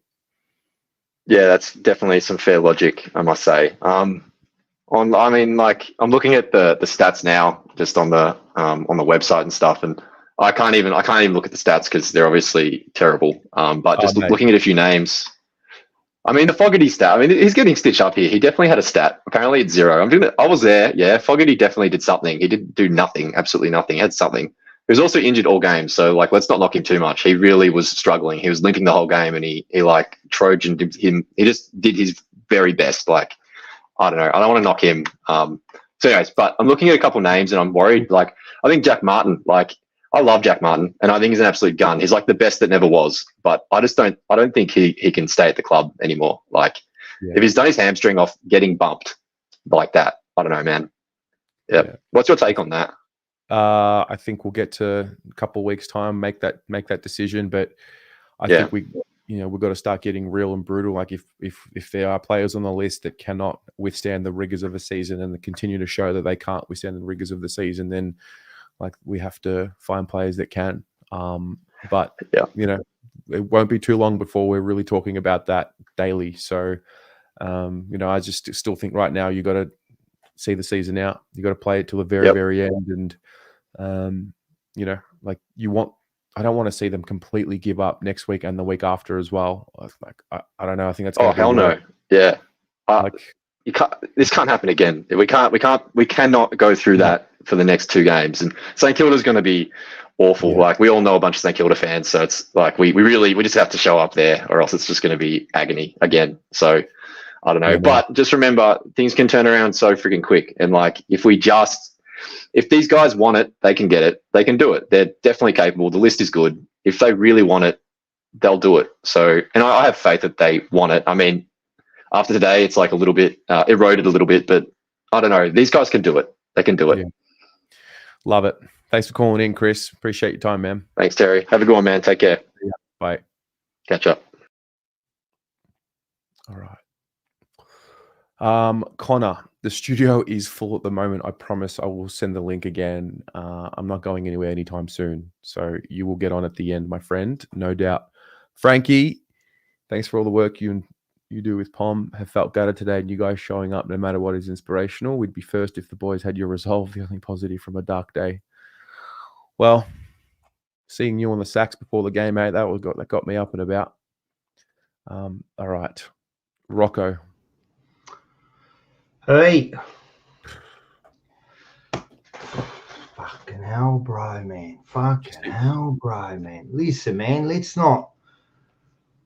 I'm done, mate. You know how positive I've tried to be this year, man. I'm trying to be so positive. Even like when we won against North and everyone's going, oh, nah, man, they're doing all right, mate. That was a disgrace. It's full stop disgrace. Every single one of them. I don't care. You cannot pick a player out there. They did not give a fucking ounce of fucking effort out there. I don't care. You say players don't go out there and give it their all. That was bullshit. If that's your all, then we're done. We are fucking done, mate. I've seen players just give up on the run. Like you could just see the chase. Like there was no fucking chase. Switching. These blokes, man, they don't know how to switch. Like fucking Hawthorn was switching. When we switched, they were in position before us. They knew what we were doing. Like it's really is bad, mate. This is a disgrace. There is no way of like making this better. There is no way. There is no way. There is a zero way. I don't care. People go, yeah, we can win the next year. Yeah, we can do whatever we want to do. Fair enough. But right at this moment, this club, because you just don't look at today, man. I'm telling you, the last 6 weeks have been a disgrace. What? Because we play a quarter or two, we expect, oh, yeah, we did all right. You know, against Collingwood, we should have kicked that fucking goal at the end. We should have kicked it. You know, what else was there? Port Adelaide. We're in front. We got fucking beaten. Western Bulldogs, GWS were in front. Come on, guys. Man, this is a disgrace, man. What should come? I heard the press conference. It's, again, just a bunch of rubbish.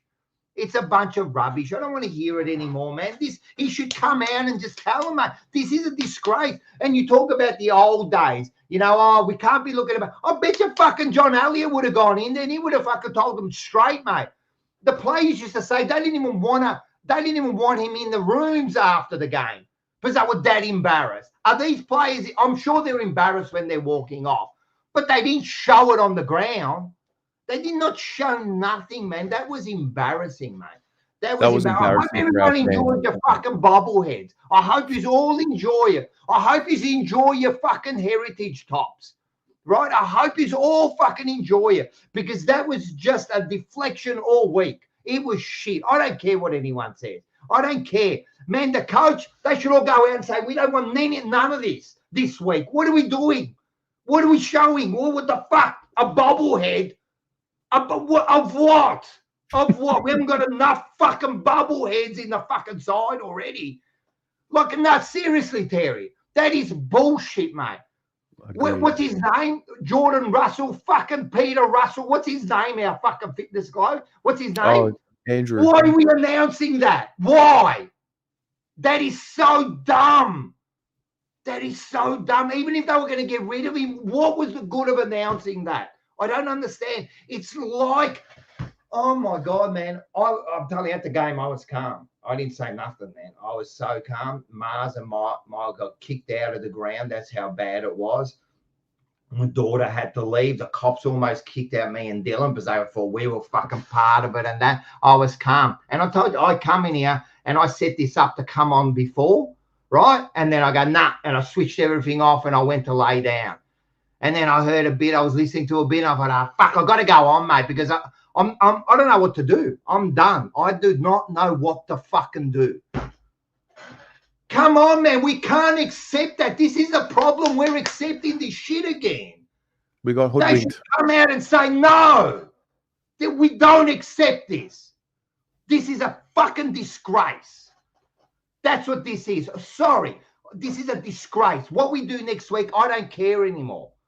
I hope we make the finals. I hope we do. I still believe until the last second. I still believe like a fucking idiot in the last quarter. Did you believe it? Like I was still saying if we could kick 2 or 3 goals, we might still be in it. That's how dumb I am. You know, and Man, I stayed to the end. Honestly, like they got me believing like I'd never have before. And when I go and when I believe in something, I just jump in with everything I've got. But all the evidence and the way we were playing, mate, like, and there was no doubting who we were playing and the form and the teams that were all in form. We were fucking doing it, and then kept the belief because I know the club, they want the support. They want the support, but you know, sometimes support doesn't look positive. Sometimes support looks harsh. And I said this during the week: if they're not giving themselves the brutal, honest truth, then we will fucking do it. Because someone's got to do it. Man, I'm telling you, mate, like someone has to say something. This is like they should, oh, man, this is unacceptable. We cannot accept this. We cannot accept this, and the club shouldn't, and that's what upsets me. And Paul was right. Last week we spoke about this. I didn't like the way Voss come out. I didn't like it. Just those little things he said, you know. And then Mitchell, the same thing last week, said, nah.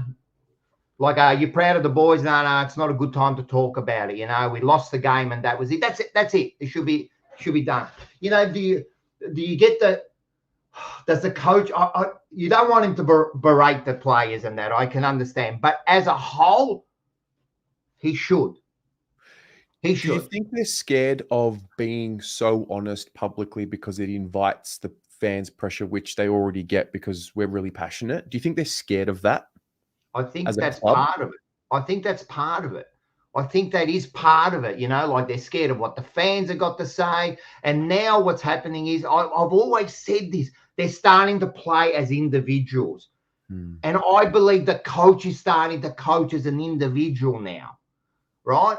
Man, you got to earn your spot on that team. It seems like now the spots aren't valued anymore.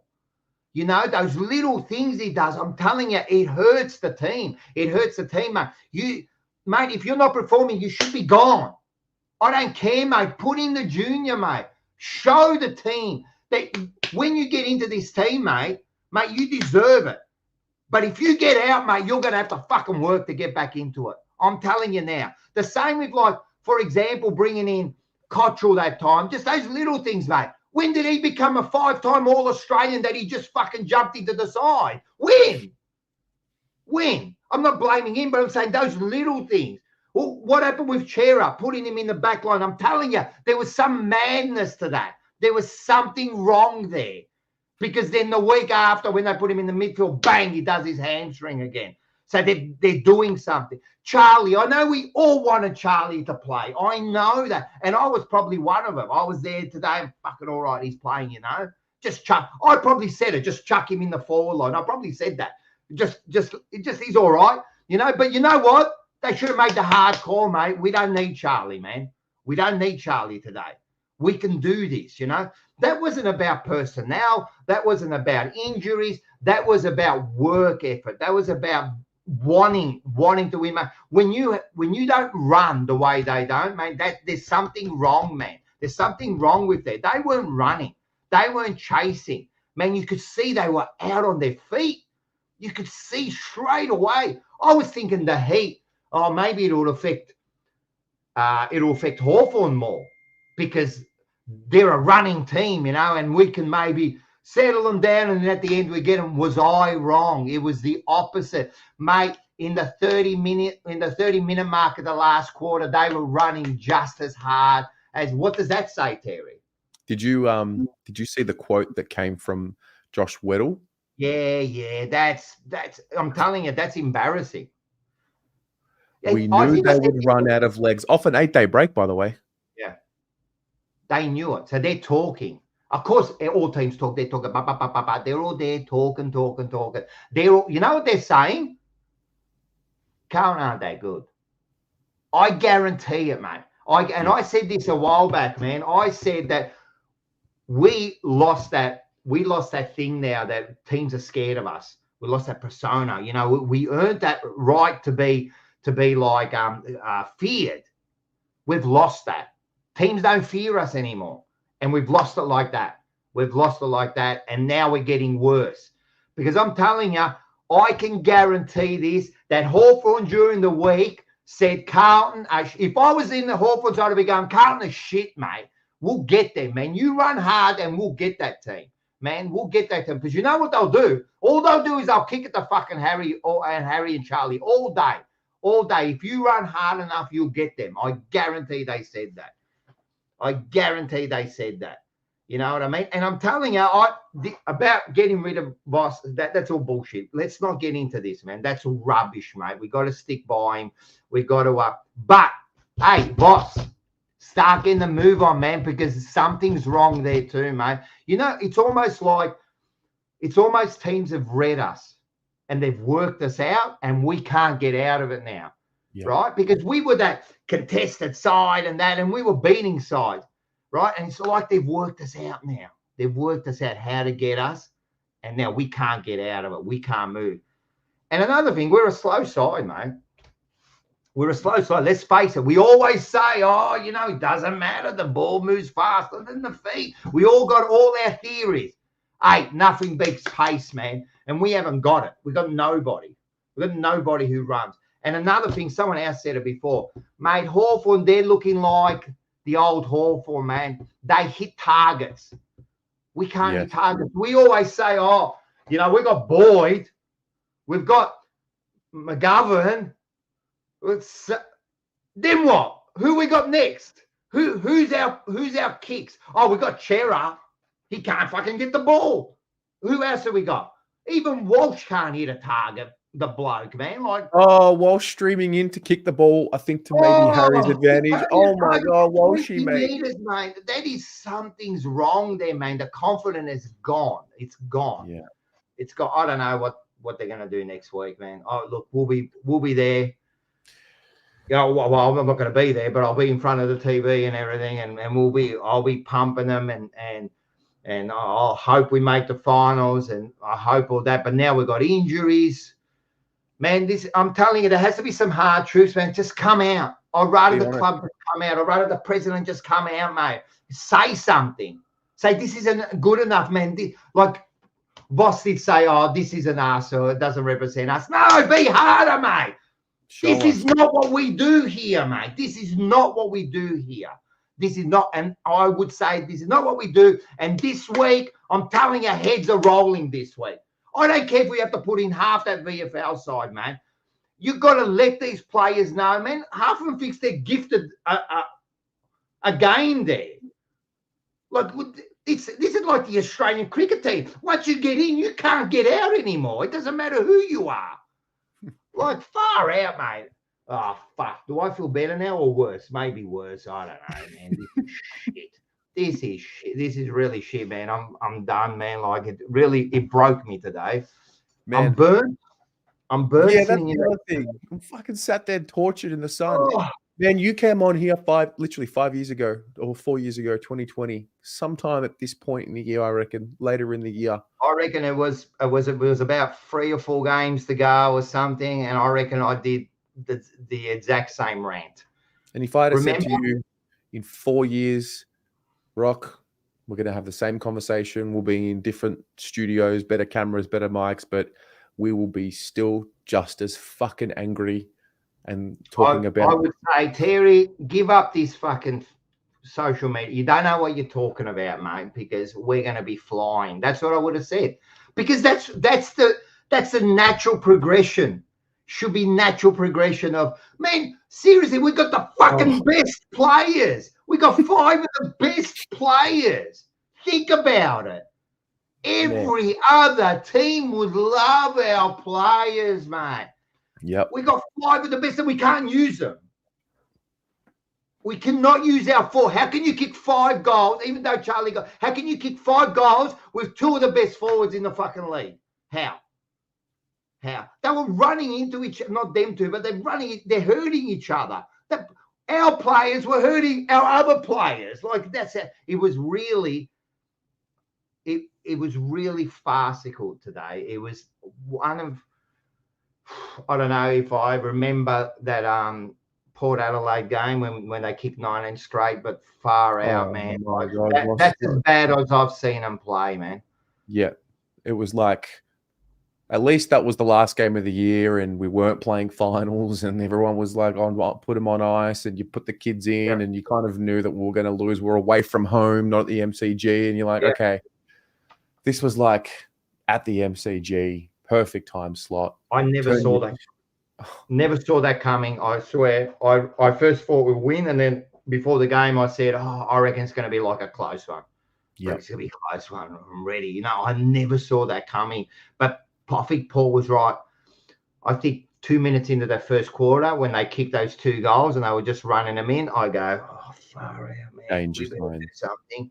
You know, and again, like last week, we started. The first quarter wasn't bad. We were taking them on in the middle. We're doing all that. We kicked the goals. I'm thinking, all right, it's all good. It's all good. All right, now we're gonna. That's it. And then it almost identical to last week, except the last quarter they even continued, and then to like and then just that, like the last punch in the back of the head, mate, that you copies the cheer from fucking Hawthorn when they got the percentage. I didn't know what was going on, but I knew. As soon as I heard the cheer, I go, I bet you they've hit the front net. I can't believe it. It's like the worst night, man. It's the worst. I'm going to cop it by everyone. This is going to be beautiful this week for me, mate. Want me to make it worse for you? Yeah, go. You can't, but anyway. The Crows are beating the Dogs by 40. I saw that. How much more do you want it to be handed to? How much more? How much more does it need to be given to you? You know what this is like? You know what this is like? There was that joke. Have you ever heard that joke when the bloke's drowning and then like he's drowning and he's on top of the house and then like a boat comes past and he's going, jump in, and he's going, no, God will save me, and then a helicopter comes and goes, grab the rope, and he goes, no, God will save me, and then eventually he drowns. And then he sees God and he goes, what happened? He goes, I sent you a boat and a helicopter. What else do you want? This is like us. We keep losing. What else do you want, mate? What else do you want? All you have to do is your part. That's all you have to do, and we'll take care of the rest, right? No, that's not good enough now. We've got to make it. And I can just, I don't even want to think about it. I could just see like we just miss out or something at the last game, something stupid, Got themselves to blame. No one else. That's it. Look, I won't go on forever, which I already have. Sorry, it's a disgrace. Today was a disgrace. Maybe during the week we'll get back into it. Please no more bubbleheads. Please no more shit. I don't want to see any. I don't want anyone to buy anything. Don't go giving me, we've re-signed some fucking reserve player for 3 years and they make it. I don't want to hear nothing this week. I just want to hear, mate, we've got stuff to do. Everyone out, mate. We have got a job to do this week. Yeah, well said. All right, guys. It was awesome. Appreciate it. See you, man. Oh boy, Tim, I have no words that can excuse that performance. I don't think many of us do. All right, Saba. Yo. Wow, how are you, mate? Yeah, I'm doing all right. How are you? We're getting on. I don't know. Like, this is just the default behavior when things go shit. Yeah. We just kind of get together and hash it out. Mm-hmm. Yeah. I mean, I think the last time I was on fan cams, it was round 16, and a lot has changed since then, severely. I think I remember saying in that fan cam specifically, it was, I think, 11 of the 13 top players for score involvements were Carlton players. And I had a look at that stat just before I came on. And I think 19 of 22, the top 22 are Hawthorn players. Just to put that into perspective, which is an absolute it's a travesty. Absolute travesty, Terry. So I think that sort of sums it up in terms of like one team versus a group of individuals. The moment that lives rent free in my head is the Charlie Curnow moment in the second quarter. I don't know if that's been talked about yet. Probably has a ton, but not enough. That moment right there sums it up. I don't know what he was doing trying to go back into traffic and take on the tackle when it was him and the goal. There was nothing in between, and he's just gone to take him on. Like, I don't understand it. Like, when Charlie's losing his instinct, something's gone wrong. Yeah. Yeah. Like, that should just be by default, go for goal. Don't even hesitate. But they're doing a lot of dumb shit. They're playing dumb. I think another thing that is sort of important to note is that I remember watching an interview earlier in the year where Sam Walsh talked about, like, one of the things you learn in the AFL is running effectively. Like, sometimes you'll run from contest to contest, but you won't know like how to preserve your energy, that sort of thing. But like today, I look at the top 5 people who have, like, in terms of kilometers, like how far they ran. All of them are Carlton players. So they weren't running effectively at all in that. They were just chasing. The Hawks took 140 marks. They spread us so much. Like you look at the heat maps. First quarter, it was all like one dimensional on one side of the ground for the Hawks. Second quarter, and then the second half, it is just they use all corners.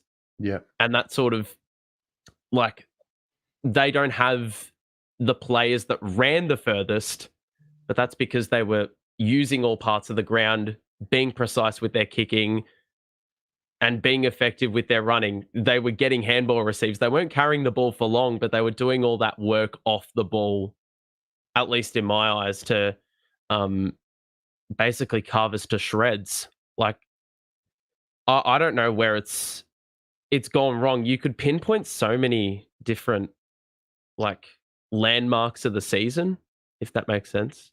Is there like a standout point for you, or like can you pinpoint anything? Or no, you're asking the wrong person, because I believed up until quarter time today, my end point and my bubble burst quarter time, definitely half time.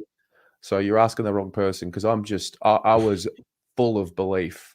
I really I've said this probably 7 times in the show already, but like when they got to 11-4, I'm like, you know what, man, look at them. They've shown their ability to grow and evolve. And I was like, fuck it, let's dive in head first, all in, believe, support. And it's just like they can't do it unless they've got this devastating weight to carry. So like they can't do it when they're like, they have to chase themselves instead of chasing what's in front of them. It is the most extraordinary thing. I mean, if you want to go back to quarter time at GWS, like I don't really know what happened there. I look at that piece of footage of the walker, the women walker a few months ago in the World Champs, and she sort of was about to cross the finish line. She starts celebrating, and then the Ukrainian woman walked straight past her. I'm like, maybe that's happening. Yeah. I'm not gonna lie though, it felt like today should have spoken to them. Like that weight, we haven't been informed for weeks, and it's like every week you thought that would be the wake up call, but like I don't think it's gonna click as optimistic as I am, because there's been like 5 times for that to happen. It's like the alarm clock has gone off, but they've missed the snooze button. Like the alarm clock is still going off, but they just still haven't woken up. So I don't know what it's going to take, mate. What is your, like, I haven't heard your viewpoint on like the last couple weeks, but what's your aim? Is it just win? Is it that simple, or do you want to see more than just that being the bare basics? Just win. Just win. Yeah. Yes, I know. I really do understand the opinion that has come where people have said, "Oh, well, we would just be making up the numbers." I really do understand it. I get it. Yeah. Because we're likely to not win the premiership. So I get it. But to not play finals with this group and not get another layer of finals experience into this group, it would be the absolute worst possible result, particularly when we were at 11-4. I believe the more finals games you get into a group, the more equipped they're going to be to play finals football. And you could say today might have been one of those games because it had that atmosphere about it and intensity. But yeah, so for me, it's like, fucking hell, we've gone from top 2 and qualifying final to, fuck finals, and like it's fun. Like, funnily enough, it seems like there's so much wrong, but it's so simple to fix. Like, there's so many little things that just need fixing. Like, yeah, just broken tackles, hitting a simple target. I think there was one where Chugga just needed to hit Harry straight up. It was directly in front of him. Tunnel vision wouldn't have mattered, and he still didn't make the distance. It just hit him on the bounce. Like, that sort of shit just needs to be ironed out. And you have a shot at goal. Everything adds up, but nothing's going right. So, yeah, it's going to be a very interesting 2 weeks for sure, Terry. Can't wait. Can't wait for the Eagles next week. Oh my God. Oh God, I'm going to be dreading it, but yeah, we'll be here for it. We will, mate. Yep. Thanks for coming in and No adding worries. your thoughts to the conversation. Yep. Thanks. All right. Enjoy See you, man. the rest of the fan cam shenanigans. I will. See you, mate. See you, mate. Oh God, what's going on here? Ben, got your internet up and about, mate? Yeah, well, I'm in the middle of nowhere in Western Australia, so I'm sorry if it does cut out. All good. Yeah, I missed the first half of this game. I was driving in between two towns, and I got in around to town 1:30 local time when I was driving, and I had about, I think it was 20 messages just pop up on my phone as soon as I got the signal, and I just fucking knew when I'm getting text messages off my partner's brother, who's a Hawk supporter, who's never texted me in his life. I knew we were fucked. And I just, like, I'm not even joking. I started to tear up when I was driving. I hadn't seen it. We might have been up, but I was on the verge of tears driving into town. Just, man, it's so fucking heartbreaking, these blokes. I just don't get it. It's fucking tough. Yeah, and you got so many people that believe and care. Like, forget about belief, because whether people believe they would win or not, they still cared enough to tune in and support and attend or watch. And it's like, we're talking about humans giving up and committing everything that they do in their lives to be a part of it. You know, it's a tough world we live in, mate. It's a tough existence. You know, we all make $1 to pay our bills and live with our stresses, and we still commit to our club. It's just like, not like that. Like, lose, but fuck, not like that. That just can't be. Man, we scored 38 points for a game. We're fucking 2024, mate. We scored 5 goals, 8 in a game. It's 2024. Oh my God. That's exactly what I thought. People talk shit about the AFLW because they don't score enough. Yeah. And you're like 5'8", 38, mate. Yeah. Like, I did flick it on after halftime and watch the rest and was hopeful, and like I was working away doing my job and had it on the background next to me. It's just fucking so stunning. Like, so I flew out to WA on Sunday last week. Yeah. And on the flight to WA, there was at least 25 Carlton fans with me. And directly next to me was another Carlton fan who flew over, spent money on a hotel for the weekend for himself to go to the Collingwood game. And we both, because it was at the time where the Essendon game was on, we both had it on KO, sitting there watching together. And we're just like, fuck, man. He's like, I can't believe I've wasted all this money this week. And on Sunday, I got work to change my flights this week because I'm flying out Friday. I got them to change my flights to Monday, and I bought 3 nights accommodation so I could go watch us play West Coast. But fuck me, I think I'm going to change my flights back. I just, man, fuck. There's no words for it anymore. You know, like, I know we had injuries in the end, but from everything that I've heard, it just fucking piss poor. I would love to hear an apology to the fans from the club. Yeah. Just sorry to the fans that came out. Yeah. We're and as you sorry. said, there was so much gimmicky stuff through the week, and And like even when I saw Cripps's post, like I appreciated it, but I was just like, you said it earlier. Normally, when you say something like that, it's because exactly the opposite's actually happening. Yeah. And it's just faking it till you make it. Like, man, I love fucking Cripper so much, and we all just want him to win a fucking flag. I just want to see that bloke lift the cup and Yeah, I want them. I want it for all of them, mate. Like I want it for Cripps, but yeah. all of them for sure.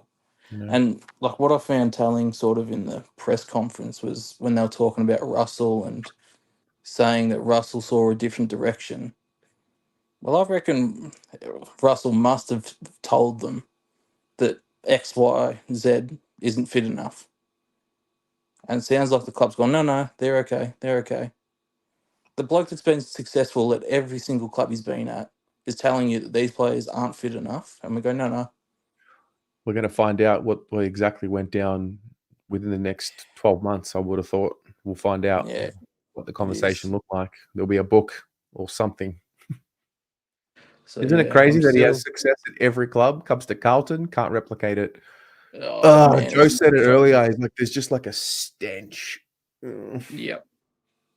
It does. And like, I'm like you, I'm so fucking delusional that I still think we're a chance. I still think if we can play 2 good weeks of football.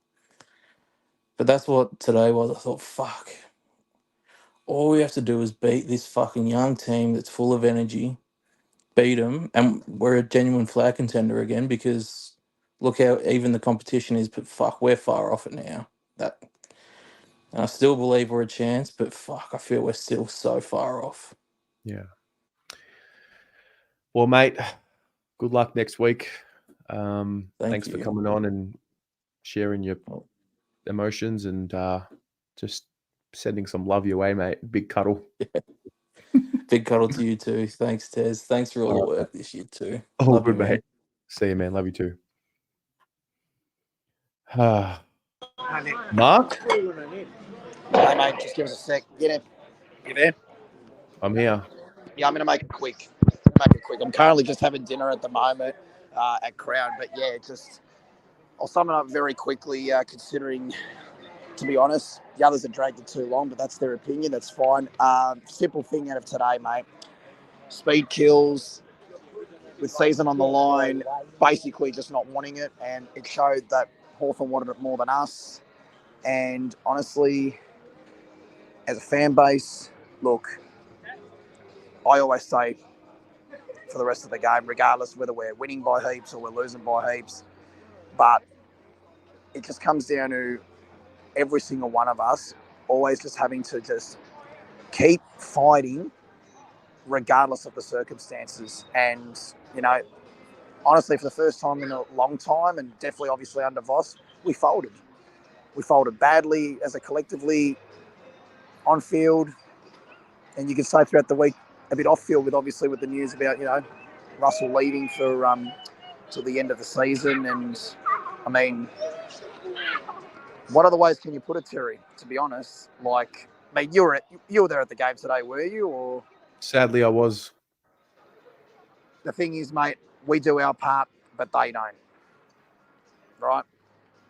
What more is there to say? I mean, it's funny how going live at the moment, Adelaide's beating the Bulldogs at the moment, weirdly enough. But, like, honestly, there's every possibility that we'll probably have, well, you'd almost guarantee what? No Curnow, no Sard, no Fogarty, no Martin, and potentially McGovern for next week or the week after. If that's the case, what other teams have been able to do through, I mean, I can't believe I'm actually saying this word right now, rebuild, because, I mean, we shouldn't be.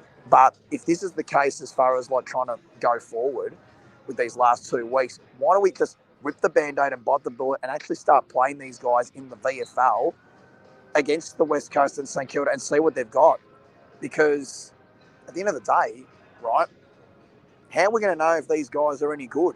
You know, if we keep pushing them away, and then they go to other clubs and they succeed there. It's almost like, for example, like anyone that goes to Geelong, they turn into bona fide superstars. Anyone that goes to Sydney, that is the same thing. And the scary thing is, we're seeing another renaissance of Hawthorn that's going to happen again, right in front of our eyes. And you know how I always told you and everybody else as far as like, what's the point of making finals 1 year and then you're in an abyss for another 10, 15 years? You keep all this on record, and I feel like here we are again, right? We need to grow the fuck up. You know, why is Michael Voss not afraid to say what he really should be saying? Who is he trying to please? At the end of the day, he's the coach, right? Let him do his job, not anyone else trying to either do it for him or vice versa. Look, we don't know. I don't know. But I just feel that sometimes say what you really want to say, really, because we do. You know, I mean, you know it yourself. Things we like from what we say, things that we don't like, it happens. But as you all know, we all care, whether we like it or not. Sometimes you've got to say the things that it hurts. We've all been hurt as it is, and we've had some praises along the way. So, literally, I'm sick of his so-called ridiculous spin press conferences. Just say we need to grow the fuck up. Or, you know what, we need to be more tough enough. You know, I'm not saying he'd have to swear in a press conference because he's a professional, but just harden up. Seriously. It's a good point, mate. That's a really good point. Where were you during the game? Sorry? I said, where were you? Were you at the game as well? Oh, mate, always. Always, always, always, all right? Compared to, you know, I guess others that think that they are. Remember, I've been a member for over 25, 30 years, like I said, my whole life, right? There are reasons why I pay my $1,000 or so a year to invest in this club, because it is an investment. It gives us an environment that we actually get to, you know, meet people, share the same common thing that we all want, okay? Doesn't mean that obviously, you know, we have bitter lives or anything like that. We've still got our lives to live as well. And we have our moments that we do, like I said, from last week and years before that. It's just we're so invested into something that we care so much. But at the end of the day, why should the current crop at this rate show their worth when we do our bit, but they don't? You know, and to find out that Josh Weddle said what he said, similar to like, you know, the Darcy Moore incident from, still side bottom from early 2023. You tell me, Terry, when was the last time one of our players literally talked a bit of smack and said that to the opposition? Because let's face it, that used to happen with us before we were even born. Where is that shit? You know what? I may cop a lot, but at the end of the day, you know what? I'll give it. I'll take it. It's fine. At the end of the day, I'm still standing. You're still standing. At the end of the day, right? We need to fucking fight, man. We need to fight for our right. You know? When is someone actually going to say, you know what? I'll give you a good example just quickly. Let's say for next week, West Coast, for example.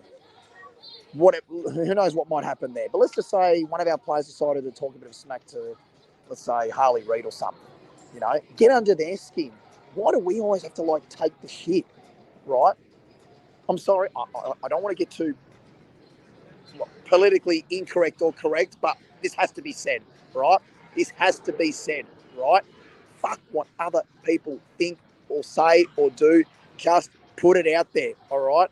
You know what? If it happens to hurt people, but at the same time, it obviously defends yourself as a right that you have every bit in your, you know, doing. Sorry, mate, I'm half speechless, but at the same time, the point is, stand up for what you freaking believe in, but also stand up for obviously what you've bled for. Well, stand for something. Just throw it away. You know, stand for something. That's what I mean. Like I had my family and a few girls that we normally sit next to each other throughout our years at the G, and obviously through at Docklands, but they still stuck around. And I'm like, where is everybody? Where is everybody? You know, like honestly, we had a little 3-year run on the Hawks. But now I just feel like they're going to have another 10, 15, 20-year run on us again. I feel like today just feels like the beginning of another Hawthorn era is slowly and ready to climb before you know it. And, man, look, I'll probably put this out to you quickly. Would you still prefer us to somehow still sneak in with the prospect that we may lose the 5-6 players that were injured today? Or are we better off playing off the VFL guys for the next 2 weeks, concede the year, rather than having to go half-assed into the finals, knowing that we've got that many players, unfortunately, have just been injured at the wrong time. Because if you think of Mate, it this way, my answer is and always will be to never give up, no matter Good. how bad it looks. So my answer is yes, I wanted them to try and make finals, of course. That's and good. it No, always will that's be good. that way. No, look, that's good. That's good. At the end of the day, we can only do our bit, and they've got to do theirs. So, like, Yep, it's true. That's that. Good stuff. Thanks very much, mate. Hope you have a good dinner, and hopefully we can see another win. Well, my birthday happens to be in less than a week, and I've noticed throughout the years that record's been kind of pretty good, so I hope it remains intact. And until then, you take care, and to the 100,000 odd members and co, we've got to keep fighting. All right, keep fighting, keep hanging in there, but at the same time, fucking show some heart and respect. Yeah. Thanks, Mark. Thanks. It's very well said. Josh. Hey, mate. God. How you going? I'm not, like, how many times have we been through this? Like, I've been through the phases as, like, denial, anger, and it's just, I've come to the acceptance phase, mate. Like, the cycle. Yeah, it's a cycle. Feels that way, doesn't it? It feels like we just find ourselves here again, even when they do absolutely everything to show that it's not going to be the way it always has been. Bro, I can't believe it's 2024 and we are still talking, having the same conversations that we had in 2021. Yeah. It just feels like it's never going to end. Like, at the moment, at least, like, from the very get-go, bro, like, they scored 2 goals in the first 3 minutes, and that felt like it sort of set the tone for the afternoon. Like, they just, mate, they wanted it more. You could just see it. Hawthorn wanted it. How does that happen? How does that happen? How does it happen? I mean, it was honestly like, I'm trying to think, like the preparation, saw a bit of the Hawks preparation. They brought their dads to training, and they genuinely are a happy team at Hawthorn. They've got a nice young nucleus who are committed. They let them be themselves, but they really just are who they are. And then I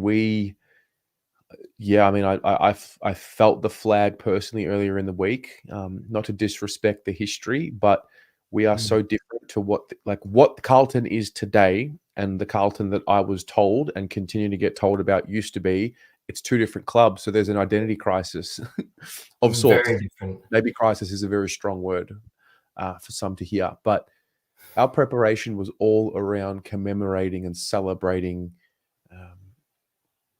the history in the past. And maybe it's just bad timing that the round that they decided to do this round was when we're in poor form. Maybe it's just a coincidence, but I'm over it, man. Yeah. I'm over. It's embarrassing, man, It because you're sort of telling these players that they can't be them. They can't create their own legacy without being in the shadow of the past. It's like, I'm over it, man. Like, how many times can you pull on the heartstrings of the memories back in the day? It's like, I want new ones, man. Yeah, definitely. And like, the sad thing is as well, like, that jumper, nice with the collar and all that, that jumper is always now going to be associated with, we fucking got belted wearing that jumper with the collar to celebrate our 160th anniversary. Sold out online. I didn't get one. I wanted it, but mate, my brother's going to look at that every time he wears it or to a game. I'm going to look at it and remember, fuck, we got absolutely belted by Hawthorn that day when we wore it. Like, and like, true. Also with Hawthorn, you can just, like, you can see they're having fun. They're having so much fun playing. Like, I don't know, with our group, it hasn't been like that for probably since Geelong, I'd say. You can just see that they're having fun. And, like, of course, when you're having fun, your environment's good, mate. All is set up to be successful. They could, like, seriously, I reckon they could go as far as a prelim, Hawthorn. Well, it's I amazing wish what I was happened. talking about us like that. Fuck. Well, we were not long ago. Yeah. We were. How do you I'm go really into the next baffled. few weeks? What's your? I think we're all a little bit stunned and shell shocked, but Yeah. what do you do now going into the next couple of weeks? Just take it as it comes, or It is so hard not to take it. Like right now, obviously, fresh off the game, like it's so hard not to think, what's it going to be like in 2 weeks? Obviously, we've got West Coast, and then you've got the Saints. We should beat West Coast. You'd think, fuck, we should. And then St Kilda have always been our fucking bogey team, and just so happens that we're playing St Kilda on my birthday as well. So they're either going to really fuck my birthday up, or they're going to, make it all right. I don't know, man. I don't. I'm stunned. Honestly, if you told me after the Geelong game that we would fuck it up this badly, like, I would say you're talking shit. Why would you, you're taking the absolute piss. And you know what I also found this week? It had shards of 2021, 2022 in our bad patch last year. The game this week, just today, spoke all 2021. I sort of questioned parts of the coaching for the first time, and the application in some areas. Then 2022, like, immaturity. Charlie, what the fuck are you doing, man? Kick it to Williams. He's open in the goal. Like, what the fuck are you doing? Like, that to me was reminiscent of Pies round 23, 2022, when he was just sort of fucking around with the ball. And then last year, and then the fans leaving early just spoke last year to me. Yeah, I mean, I actually, didn't blame him today. Oh, mate, I was out. Fair. I couldn't deal to watch it. And you know what pissed me off the most as well? Like, what a cracking day for footy. You've got 84,000 people there at the game. Mate, the privilege that these boys have got, I don't know if it's a privilege or they've earned the right. That's a whole nother thing. But, like, they've got 105,000 members. The players don't know any of us, but, like, we care so much. That's so lucky to have 105,000 people you don't fucking know that will go to the games. They care about you. They just want nothing but success for you, yet they don't actually know you personally. Like, and they dish up this shit. Like, oh my God, it blows my mind. Like, I got to the car park and I'm going home with my dad, and I put my hands in my, like, oh my God, they fucked it. Like, what have they done? Yeah. What have they done, mate? They fucked it. Yeah. They fucked it. No. Bro, without looking too far ahead, because I know you're 1 week at a time. Well, are you still 1 week at a time after today? Like, we got the only way. It's the only way.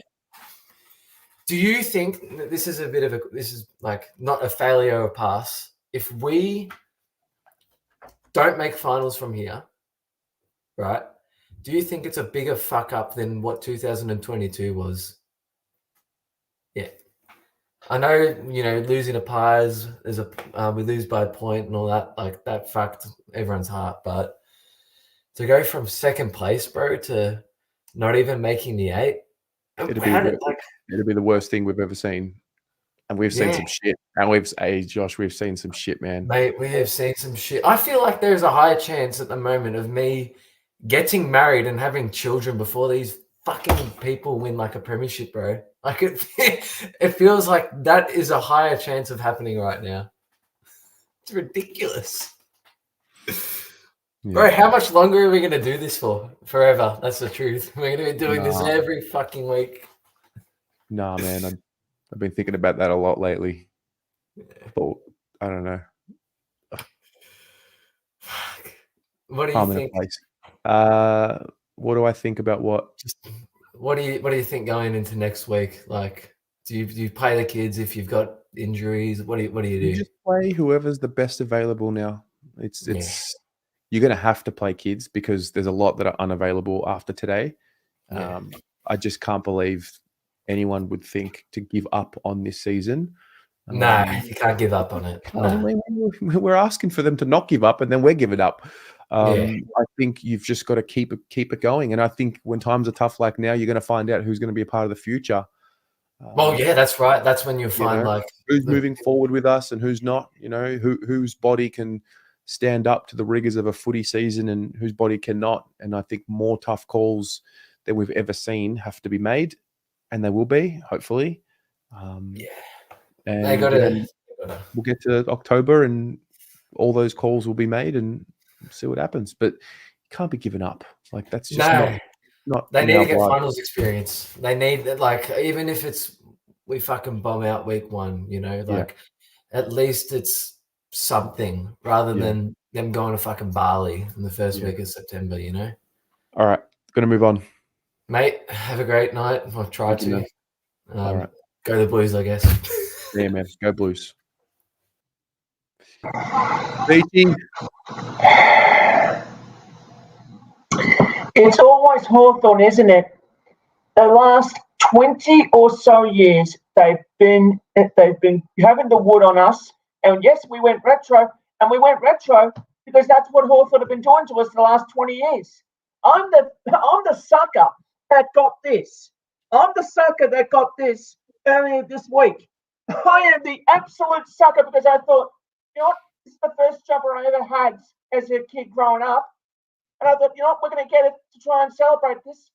Nah, the Hawks put pay to that very quickly. Oh, man. Of all the weeks to disgrace and of all the weeks to put that kind of performance in, you do it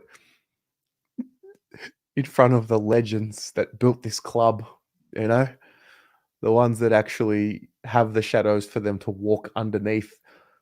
Oh, mate, what a way to tell all your 84,000 fans or however many Carlton supporters there. What a way to tell everyone it's just a little bit too hard, lads. Sorry.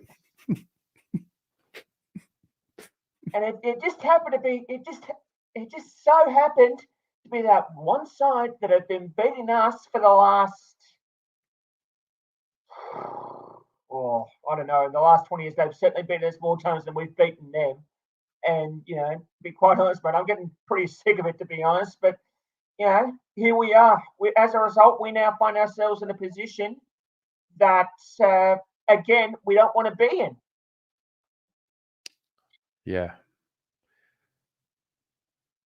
Yeah, it's been a really tough, real tough 6-7 weeks, however long it's been.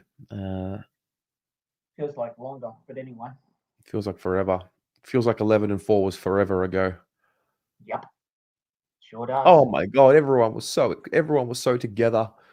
Oh mate, everyone was so on board. The old guard was saying they haven't seen this since 1995 and this is it. Oh mate. Yeah, that's me. That was me. I was lapping this up thinking, you beauty, I'm finally going to be seeing something after watching the greatest night of my life in the semi-final against the Demons. I'm finally going to be seeing some success.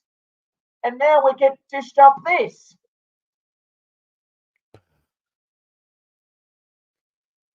Well, now what, mate? What happens? What do you want? Well, guess what? This idiot's going to Perth next week. So, this is going to be a very, very shit weekend if we put up another performance like this. They might just break it, Beaky. And the kicker in this as well, Tez, is I'm on the red eye back from Perth once this game is done. So I'm pretty much heading to work the following morning. So I'm probably feeling like a zombie on Monday. After that, we'll see what happens. West Coast next week.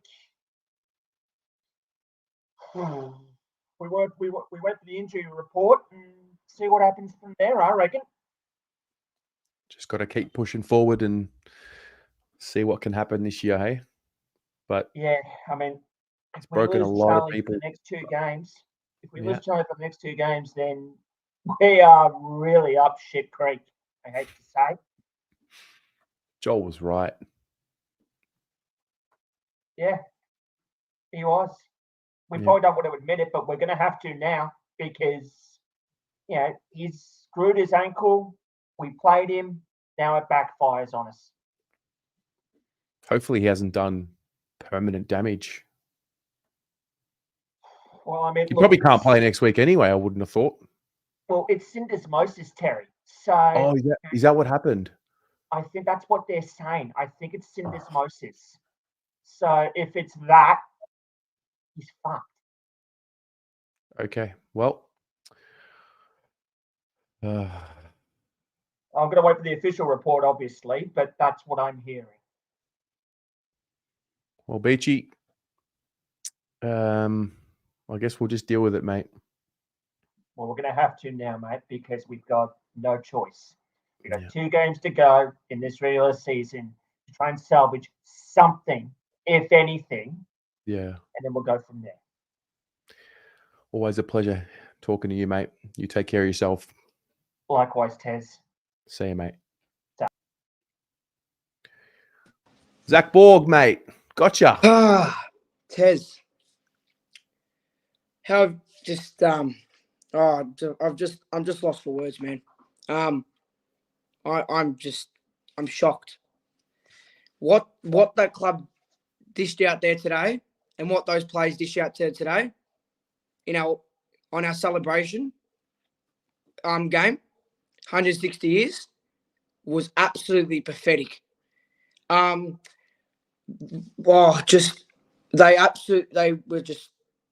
transition game killed us. Honestly, Josh Weddle kicked 3, a half back.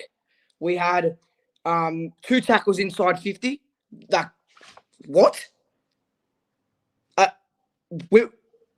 2 tackles. It's just far out, man. I'm just like that. The some of those players in that team. I'm sorry, most of them today, maybe 5 were good, were absolutely putrid. I don't reckon in the midfield we're too slow. We are way too slow. We don't have any leg power. All players Cripps. Now he gives it every week, Terry, but he needs help. He really needs help because the players around him at the moment have dropped off.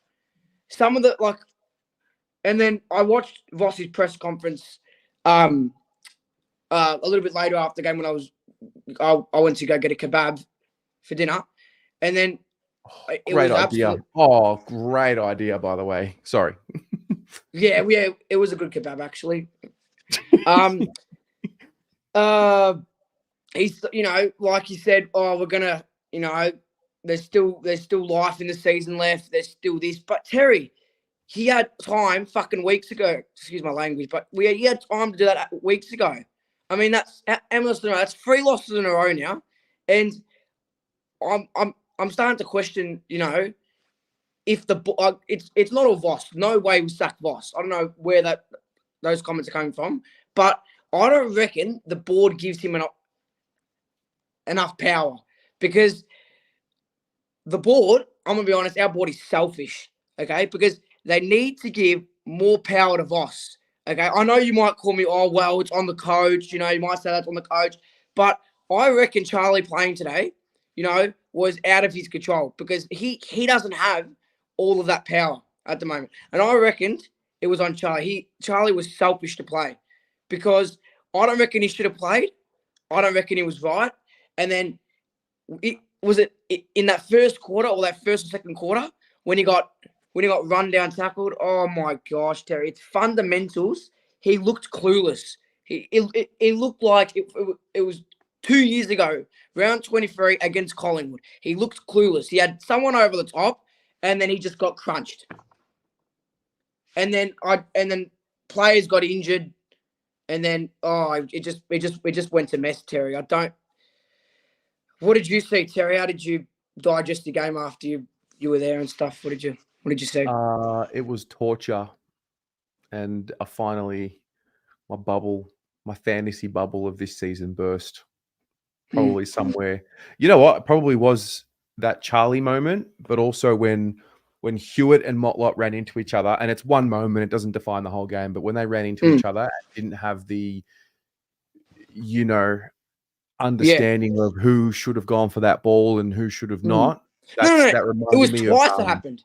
Yeah, it was twice actually. It reminded me of Essendon last year where Charlie and Owies maybe went for the ball, but then none of them went for the ball, and then they were just it not was on just the like same page. a big mess. And so, sat there knowing we were going to get belted and just torture. It was. I went for a walk, Cherry. Honestly, I went. I met the Koken. And I got a picture of him, and I said, "Good luck." So him and I just, it was just really, really tough. And I was speaking to a couple of Carlton boys. Terry, I've seen how many? I've seen 5 finals games. So that 5 finals games. 2013 was our first one, and I saw at 2013 I saw 2. The loss to Sydney and the win, of course, to Richmond at the start. And I've seen 3. I know supporters my age that have seen 3 flags, Terry, or 4. When they were your age, yeah. We're sitting here, 9th place. We were talking about flag favourites about a month or 2 ago, and then we've just gone downhill. Terry, when are things going to change in this club? Because honestly, we had the same list last year, and there's just nothing to it because the board and the club is selfish. They don't have the balls to just change something because we're 30 years or 29 years the last time we won a premiership. That is bullshit, Terry. Like, honestly, and to sit 9th place, that is shocking. And next week I want to see, probably Jack Carroll come in, like maybe someone like Cooper Lord, probably, in the midfield. I like to see Jackson Binns. He's going to have to come in. And Harry Lemmy will come in as well, I think, for Charlie Curnow. And then if we make finals, like the last guy said, just give some of these young players some experience of what finals is like, and then, get them going for next year. But there is a lot of things need to be changed and a lot of things that need to, the club needs to have a big, big deep dive into. And I saw Cripps have an interview after the game. We will come out with a statement during the week. There's no excuses for it because the club, makes a bullshit excuses every week, Terry, and it's dumb. Because if the club actually has the balls, they would come out, stop making excuses, and actually be truthful to us, our supporters, who come to every game every week, right? We had 80 was it 84,000? 84,000. Like, the players need to start to give a shit, Terry. Yeah, man. You know what's the worst part about this, Zach? Seeing them start to age you, mate. Yep. Seeing it get to you, that's fucked. They Mate, I remember 2022, you were coming on, you're so excited, mate. And then, they're just, I don't know, there's this perpetual cycle. And then this next generation, like you, come through and they get you to, but I went with my my uncle, who's a Hawthorn supporter, and he's seen 12 flags in his whole lifetime. Like, that's like what is like him in his life to be able to see 12 flags, and it just sucks to see, Terry, it's shocking, Terry. With the list that we have, right? We rely too much on Mackay, right? I mean, his first quarter was pretty good. I think he dominates this league in that first quarter, but we rely too heavily on Cripps, Wiedering, Mackay, and Curnow. So I think that at the end of this year, if we do make finals, bring the young kids in. And maybe the club, as I said, I know I've said this repetitive times, have the balls, get some other players, trade some players, and just try and, get some younger players, and build them, because that's what Hawthorn did. They got rid of Mitchell, they got rid of O'Meara, and then, they brought these young players in. And I'm going to be honest, Terry, I don't reckon Brody Kemp is that good. He was absolutely shocking. Him and McGovern, they are shocking. Like, when the ball is in Kemp's hands, he shits the bed. You know what I mean? It's tough, mate. Tough. I'm gonna move along because there's just so many people waiting. Fair enough, Terry. Yep. Love your passion as All always, good. and I hate to see the club make you like this. All good, says. You have a good night, and I'll be tuning in to the reviews and the ratings and all that. You have a good night, and I guess go Blues, and we move on next week. Good on you, mate. You're a legend. Have a good one. You too. Bye. So, Andy. Tez, what the fuck was that, bro? What? Sorry, bro. I'm at dinner with family. This is absolutely. It's cooked me, bro. Yeah. It's cooked me. Yeah, it set me off. We've absolutely choked a golden opportunity, bro. 6 points clear, second spot, up by 7 goals, quarter time, and the season's just done. We should be used to this. We should have expected this. For every good thing we do as a club, we just know the club will end up taking us 2 steps back. It's just, it's the Carlton way, bro. Unfortunately, that's crazy that they've. It's crazy that they've rediscovered this again. We're spooked, bro. As a club, players, I think, board, coaching, fans, we're all spooked. We're just. There's something wrong, bro. There is something wrong in this football club. Is it too big? Is the club and the weight of it too big for whoever's in there running it? Very good what you just said. I totally believe that. I think our history has become a burden because we've made it a burden. We keep going back to it, bro. Like we keep, and I understand, bro, 160 years, celebrate whatever you want to celebrate, right? But we've built this culture of arrogance based on past achievements, and that arrogance has seeped into young and old at the club. There's no, I don't even know what to say. I'm sick of being gaslit by this team. No, I think what you're saying is important because I was passed down the Carlton arrogance, but I've never really experienced it. I just knew that we had to be arrogant because we're the mighty Carlton Football Club and fuck everyone. But the reality is the mighty football club was built off winning at all costs. This team doesn't play like that. They don't talk like that. And so we're not what we were and we're not what we've been. And I don't even know if we know what we are. I don't even know if we truly are what we tell people we want to be. And we're somewhere in between all of that. Yeah. Well, we've lost our identity, bro. Yeah. In the space of a few weeks. And if we're being completely honest, we didn't start the season great. We were getting wins. We were ticking the wins over. We were doing what we needed to do. For me, it was all about just get to September. I don't care how we get there. Just try to finish top 4 and get to September. We learned this last year. It's a totally different ball game in September. And I remember seeing you at the G before the Sydney final. And you said to me, this is where we belong. You were absolutely right.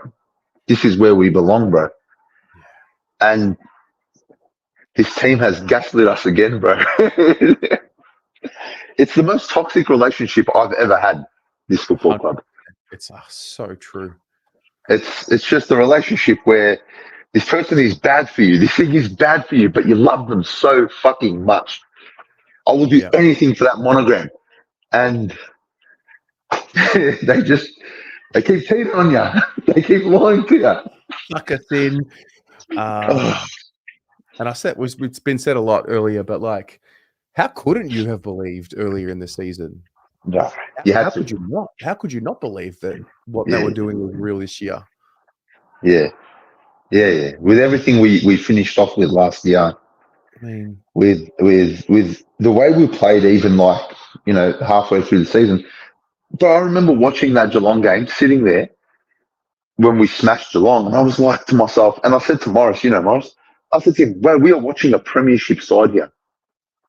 This is premiership material." And what a disgrace today was, bro. And we spoke about this the other day, and I was like the other week when people left early, and I'm not a fan of people leaving early. I've never been a fan of it. I sit next to a guy at the G. His name's Joe. He's been a member for 60-something years. All right? He looked at me today, broke my heart. He said to me, "I've never left the game early. I can't watch this anymore." And he left. He's gone. And that broke my heart. You've broke poor Joe. You know what I mean? They've broken Joe. Fuck. And it's how many Joes out there? How many young Joes out there? These young kids. All their mates, go for Hawthorn. They go for Sydney. They go for Geelong. They go for the filth, Collingwood. And we're just Carlton. We're just a team that, we talk big. We talk a massive game. But that's all we do. That's all we do, bro. Oh my God, it's all talk. Mm-hmm. Literally. How did you feel, bro, watching that? I literally just jumped on FanCam, so I missed earlier. Sorry, man. But how did you feel? Sorry if you've already gone over it. No, it's fine. I just felt like I was being tortured. Yeah. Because I knew I wasn't going to leave. I knew I was going to sit to the end. And then I know I'm one of the more optimistic people that I know in this whole community. And then like when Hewitt and Motlop ran into each other and then Charlie didn't know what to do with the ball in open space, I was like, oh, fuck, this is 10 goals. This is, And there was absolutely nothing in the second half that even gave me a sign that they were going to fight it out. They just copped it and accepted it. And I just felt like I was sitting there tortured while I was getting burnt. Yeah. Like literally. Do you know how sure I was of us losing this week? I put a bit of a bet on Hawthorn 40 plus. I almost did. I swear to God. And so on our show on Thursday, our preview show, I tipped us to lose by 40 plus. I actually said 60 plus. I did say 60 plus on the preview, and I got laughed at. And I remember saying to a couple of the boys and even some of the people in the chat, give me a reason why you think we're going to beat this team. There was no logical reason we were going to beat Hawthorn today, honestly. Like, Carlton hasn't shown me anything in the last 6 weeks. And Hawthorn showed me everything. They've shown me everything. And if you're betting or if you're, thinking with your head, you can't tip against Hawthorn if you're playing, if you're Carlton. You can't. And I knew this was coming and I was praying I'd be wrong. I would have been so happy to lose this bet. And it just unfolded in the way I expected, just with injuries on top, just to rub salt in the wound. Oh my God. Isn't it? Look, maybe it is a coincidence, but the whole Russell news this week, which I understand why they had to announce it because it got leaked and then the journos released it. And so they had to make a statement instead of say nothing. And then also they're obviously maybe looking at, other candidates or whatever.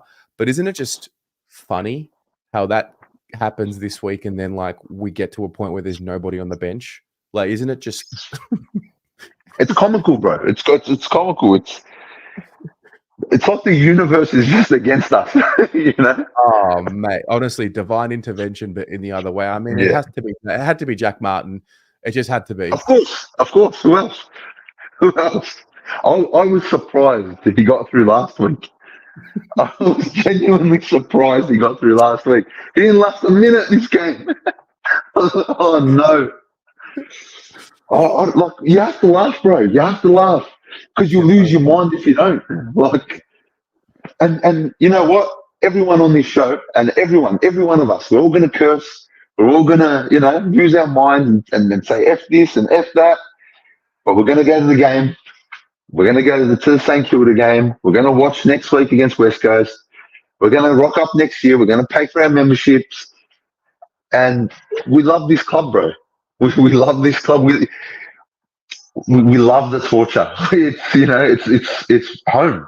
This feeling is home. It's comfortable, unfortunately. But we're so used to it. I don't know. And I think the players, they don't like the favourite tag, bro. They don't like the favourite tag. So, yeah. I don't know, bro.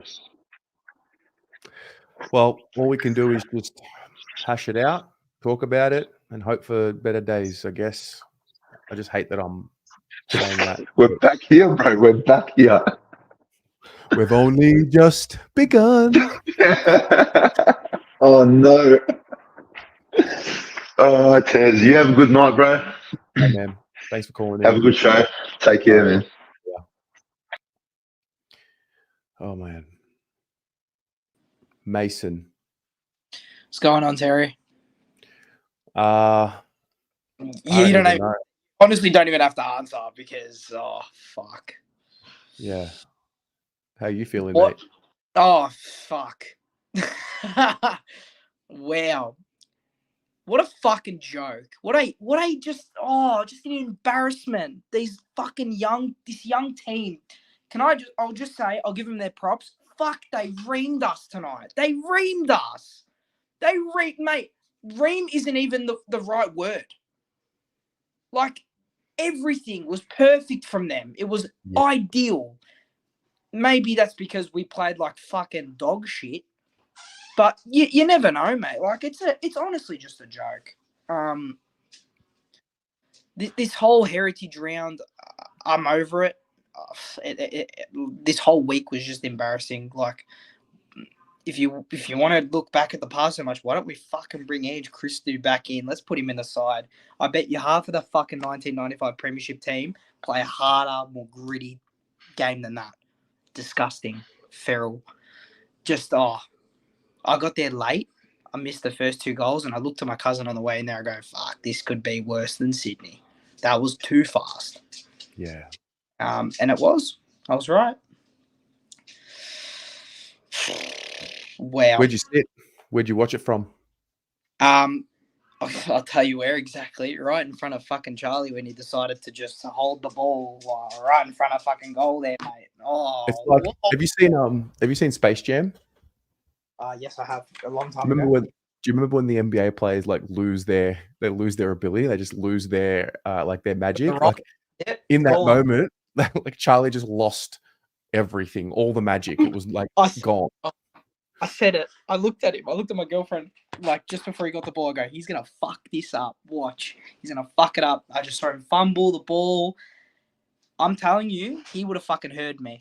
I'm not even joking. I reckon the other side of the field would have fucking heard me. I was losing my lid, Terry. Like, that's it. That was the tipping point. I said, I looked over at my cousin. I just shook my head. I go, that's it. That's done. That's it. It's all right though, mate, because they got collars on the Guernsey. Oh, fuck those guys. You pop that collar and just hang it up. Well, they've given us like the worst memory. It's like, remember that time they brought back the collars? Yeah, that's great. Remember that time the fucking actually had a team that could play a game of football? Fucking hell. And you're a sucker for buying that. I'm not gonna lie.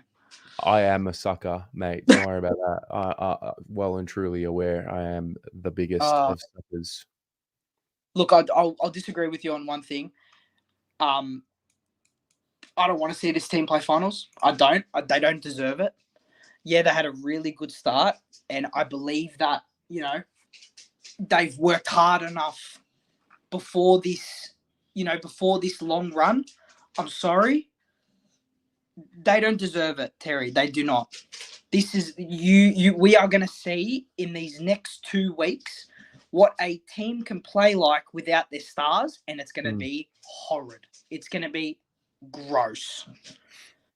This next week against, I'm telling you, this next week against West Coast is going to hurt our club.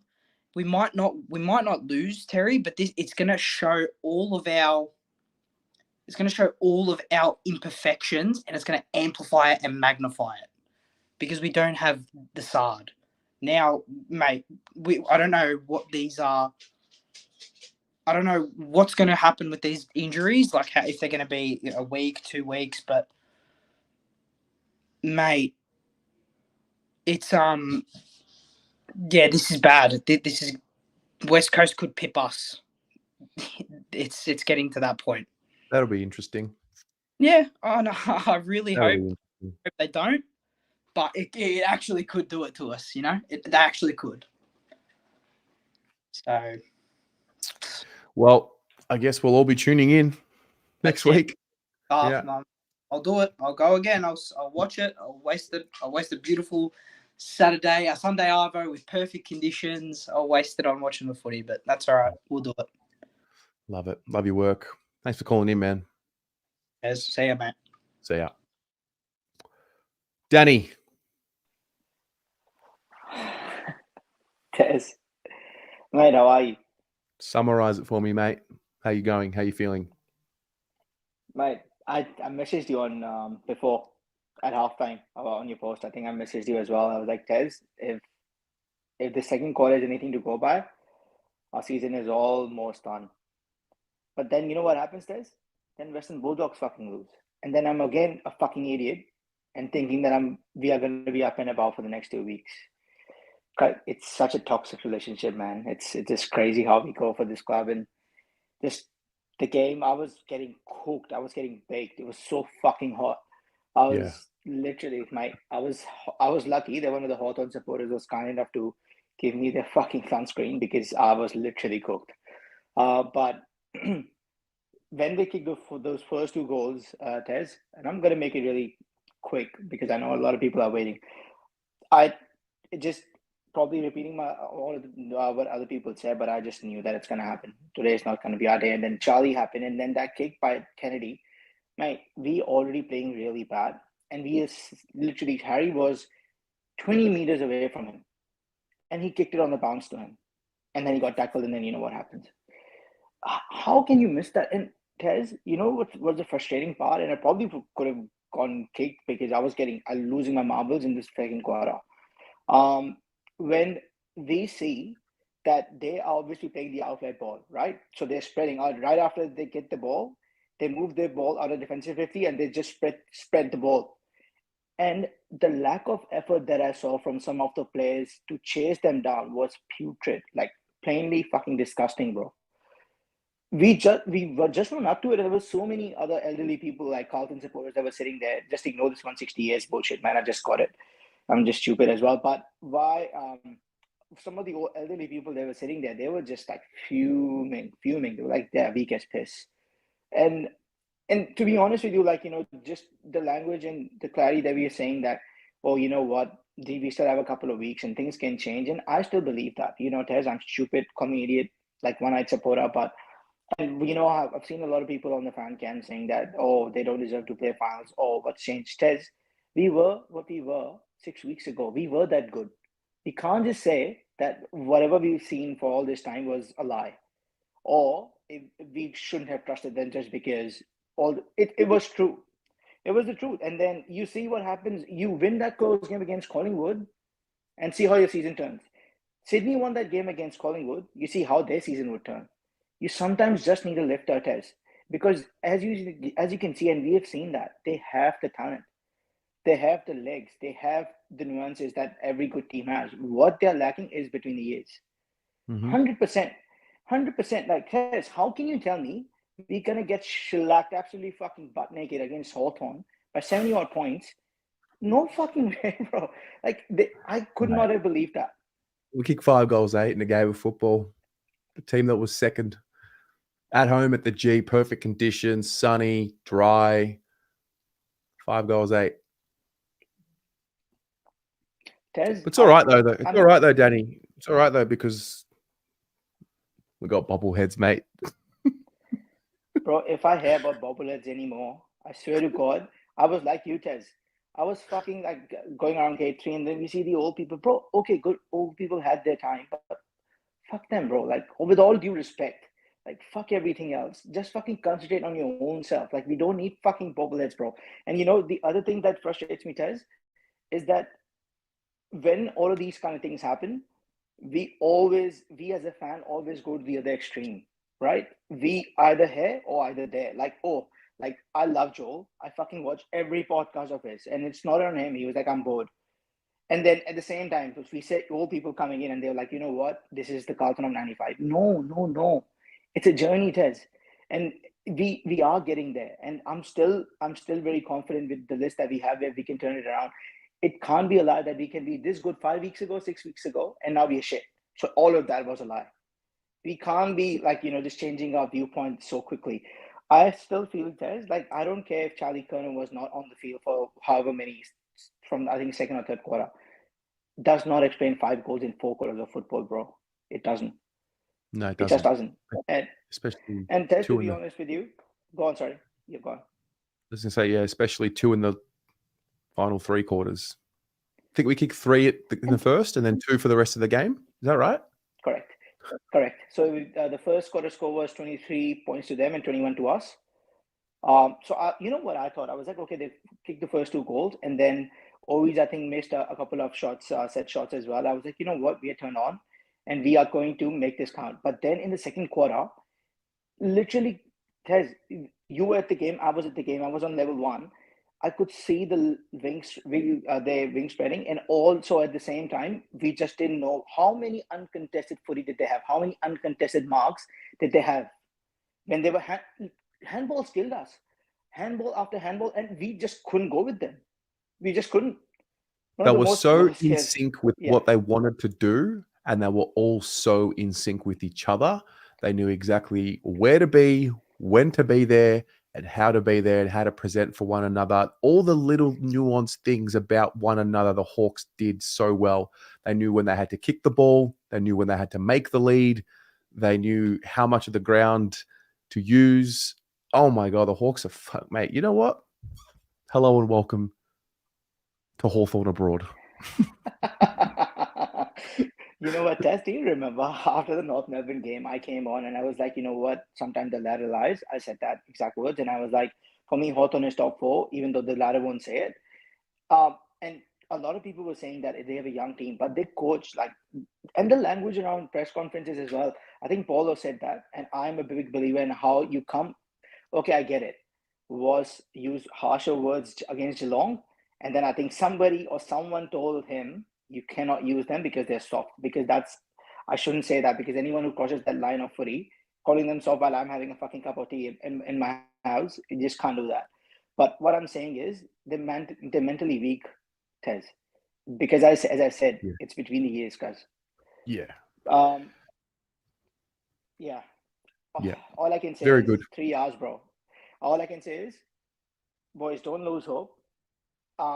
It still can turn. And when I'm saying we can still, Bulldogs drop the game, fucking everyone's dropping the game, giving us opportunity after opportunity. We just have to take it.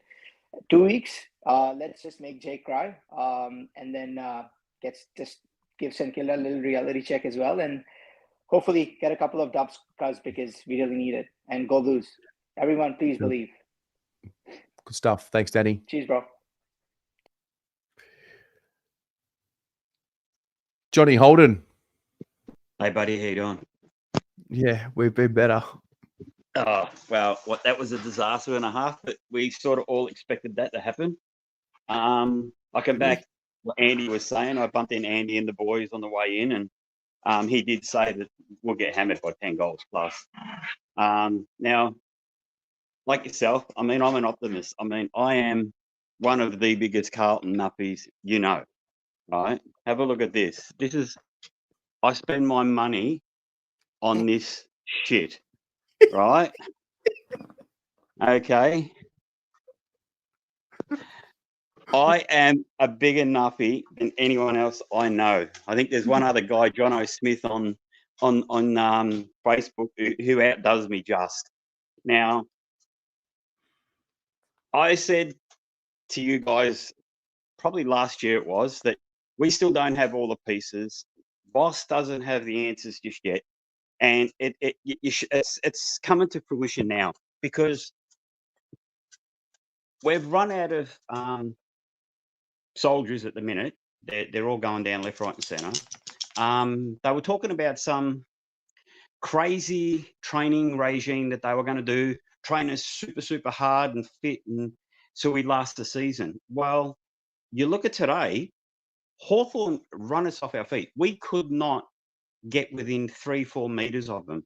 We would start level with them. Within the space of 2 steps, they had 2 meters on us. It was a joke. I don't know if that's Russell, whether that's assistant coaches bringing it up, whether it's Bossy, game whiz bang idea to bring this in. Time will tell.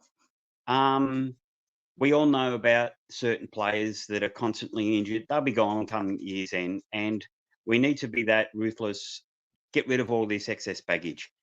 We need speed. I've said it all along, and you know, there's a few guys that get on here and debate and argue. The ball moves faster than the player, blah, blah, blah. If you and I are in a foot race and we're starting it from the start line to get to that ball, and you're quicker than me, you're going to get there first every single time, and I'm going to be chasing tail every single time. So explosive foot speed beats the ball in the air because you got to get the ball first before it gets in the fucking air. Well, the way we kick it as well. That's the other thing. We need ball Absolutely. users And as well. Bad use, the amount of turnover, the amount of times I saw guys just give up the chase.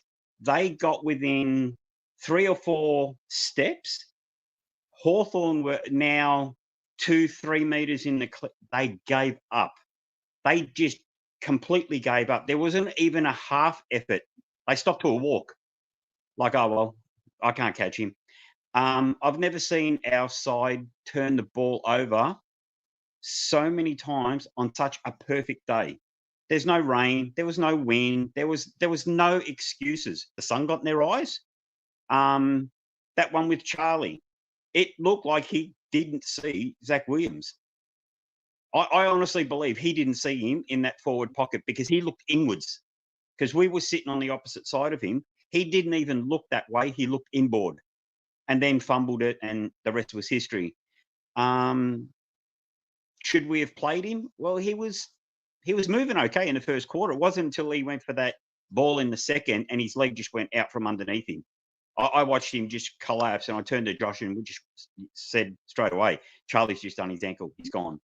And then, you know, you go back and you see it and he was hobbled off. But, you know, personally, I hope we don't make the finals, because if we do, it'll be paper over the cracks, because everyone will go, oh, but we made finals. Oh, we finished 8th, and, you know, we had a chance, and we, you know, went down to the doggies by 6 points, and it'll be paper over the cracks. Do you think by not making it, that's the only way that they're going to truly be ruthless with what they do in the off season? Like, do you think if we were to make it, that it would make the club be less ruthless in what they need to be? I think there'll be rhetoric. Oh, but we still made the 8. I think they'll hide behind that and they'll drag that out all the time. Oh, but we made the 8, because look at not last year, the year before. It was finals or bust. Now, we had one of the best years we had in 10 years in 22. We didn't make the finals. People didn't care. It was like bad luck. We didn't make it, not good enough. You said it before about we're a ruthless club. We don't accept second best back in the day, especially my day growing up. We never lost, you know. And if we did, we backed it up next year, and that was it. I know times have changed, and you can't always look back, because all you get from looking back is a sore neck. That's all you get. You've got to move with the times, and you still have to remember the past. You've got to embrace the past, but you can't live in the past. You've got to live in the future. And it wouldn't have mattered whether it was our collar jumper this week, whether it was our Indigenous jumper, whether we wore no bloody jumper. It wouldn't have mattered. 160 years or the 162nd year. It wouldn't have mattered. Today, there was just no effort. And that's what was so disappointing. I mean, I don't mind losing. I thought Hawthorn would win. I was hoping Carlton would win. I hope we win every week. But I was like Andy. If I was a betting man, I would have put money on Hawthorn easy. They have that hunger like we did last year. They look We like don't us have last that year, discipline. didn't they? Yeah, they did. Absolutely. It's role reversal. And you look at us this year, and it's like, was last year a premonition? Was last year one of those apparitions or whatever they call it? You know, like a thing from the past? Will we go ahead? I think, and I said it to you when we did our interview, our best years will be 25, 26. We still don't have all the pieces. Voss doesn't have all the answers. I don't think the assistants have all the answers. Jordan Russell's first year in as our forward line coach. Do you think it's all going to fall into place in 1 year? It takes time. So I am optimistic of what's coming. The problem is too many people want it now. I want it now, but I can also see the bigger picture. It takes time. And I've seen teams in the past. Like I remember going through the 90s where we were dog shit. It took us time before we become 95. It didn't just happen overnight. So it took time. This will take us time. We've only been in this rebuild for 2 years. This is the third year. People keep going back to 2015. It started when Voss walked in the door. That's when the rebuild started because it's his team. Everything else prior to that, he got rid of. And he will get rid of a few more that are basket cases out the door. So we go changing the coach, get ready for another rebuild.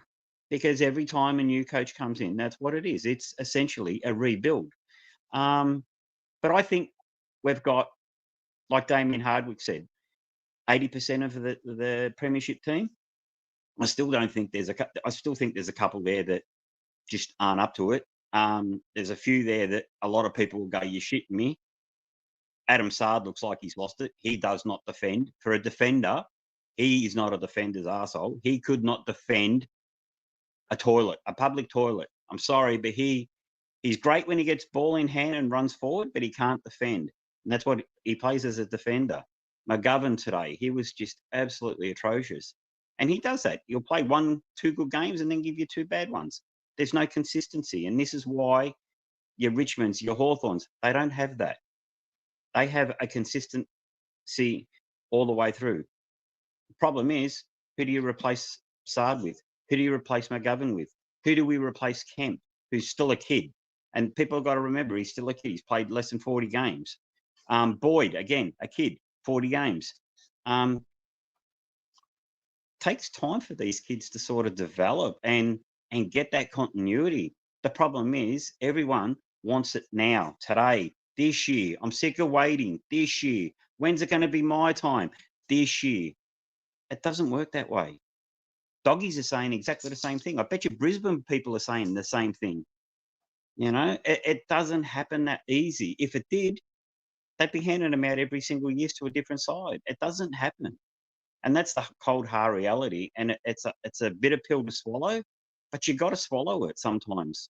I think this year, hopefully, if we don't make it, it'll be that burning knife in the guts like it was in 2022 to get us up there again and not rest on our laurels and go, okay, remember in 23 when we made it and then 24 we stuffed it?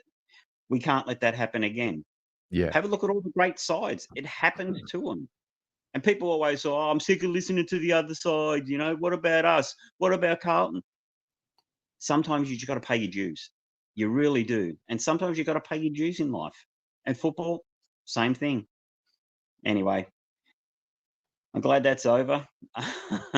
Glad you I'm glad you got to express that because I think everyone that's come on, there's always a layer that everyone can add to the conversation. I think the only I get one the frustration. I got 2 kids that are living through it, and I hear it all the time off them. How they want to see success. They're sick of being shit. You know, why can't it happen to us? And I get it all the time. But I also have to look at the bigger picture and just go, you know, I dare to dream. Because if I don't, what's the alternative? Except that we're absolute dog shit. Yeah. I'd rather dream and hope and go, you know what? I can see light at the end of the tunnel. Whether it's delusion or whether it's the promised land, I don't know what it is. But yeah, If I genuinely didn't believe that we were going to do it, none of this would exist. Yeah, The exactly. reason why it exists is because I believe that this is going to be the version of the club that gets us there. But it is what it is, mate. Not guaranteed. None of it Nothing's is. guaranteed in life, mate. Nothing except for taxes and death. All right, buddy. You have a good All right, night. mate. I'll chat Thanks, to you John. later, buddy. All right, have see a ya. good night. Bye-bye. So good. Damon, G'day, Tez. How are you, mate? mate. Not good. We're Not back good. here. We're back here again. Talking, feeling. Deja vu. Yep. Yeah, it's funny. I was joking around the other day, just with regards to like my love, passion for the club, and I likened it to the Stockholm syndrome, and it was like that today. It was like at halftime.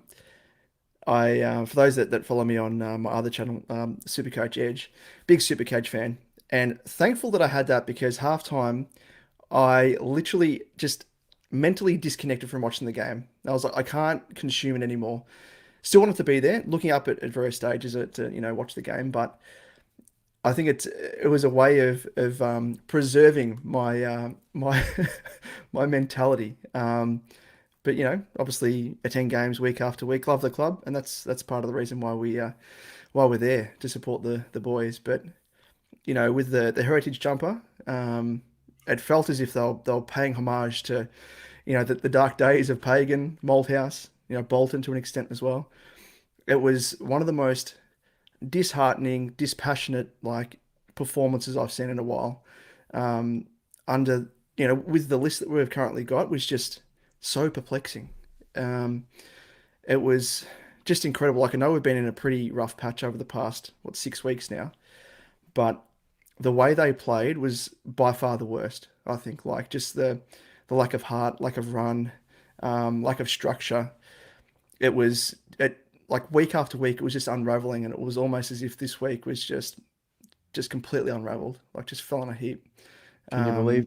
I'll admit, like the team that played today. Can you believe that this team played in a prelim less than 12 months ago?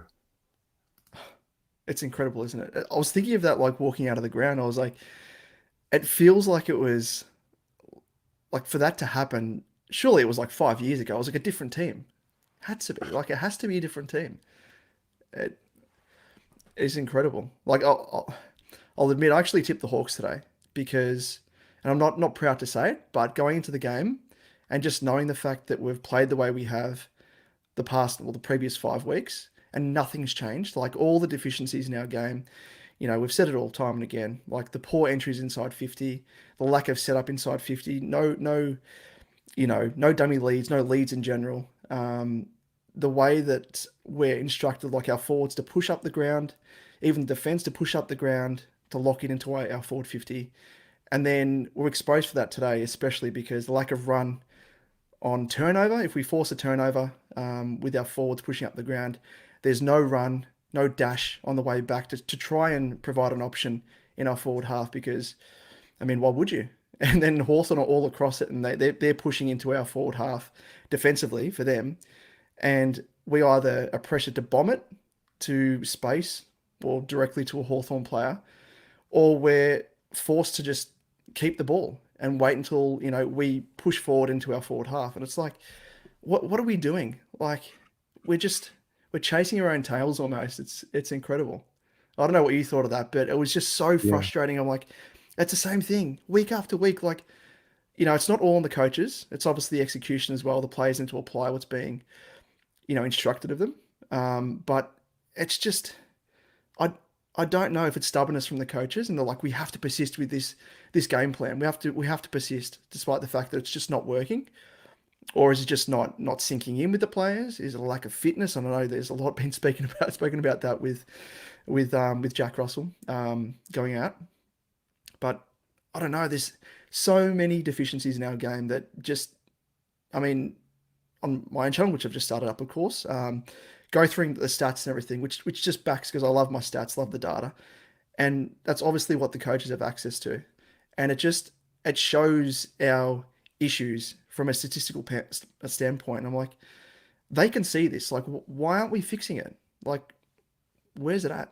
I don't know, but it's just racking my brain. And like I said, it's Stockholm syndrome, and just having to just disconnect. It's like, I don't know if you're a Simpsons fan, but classic scene where Homer's like brain just disconnects from his skull. And it's like, dude, that's just me. And I'm like, I have to do that just to The only preserve way. my sanity, because it's the same thing Yeah. week after week. You got And to it's have only your going to get coping worse, I think. mechanisms. Yeah, you got to find what works for you to have your coping mechanisms to get through it, because whether the club are afraid of it or not, it's all good when we're passionate and it's going well because everything's up and about, but that passion goes both ways, and it comes out both ways. It comes out to the way that they want it when we're winning, but when we're losing, it comes just as fierce.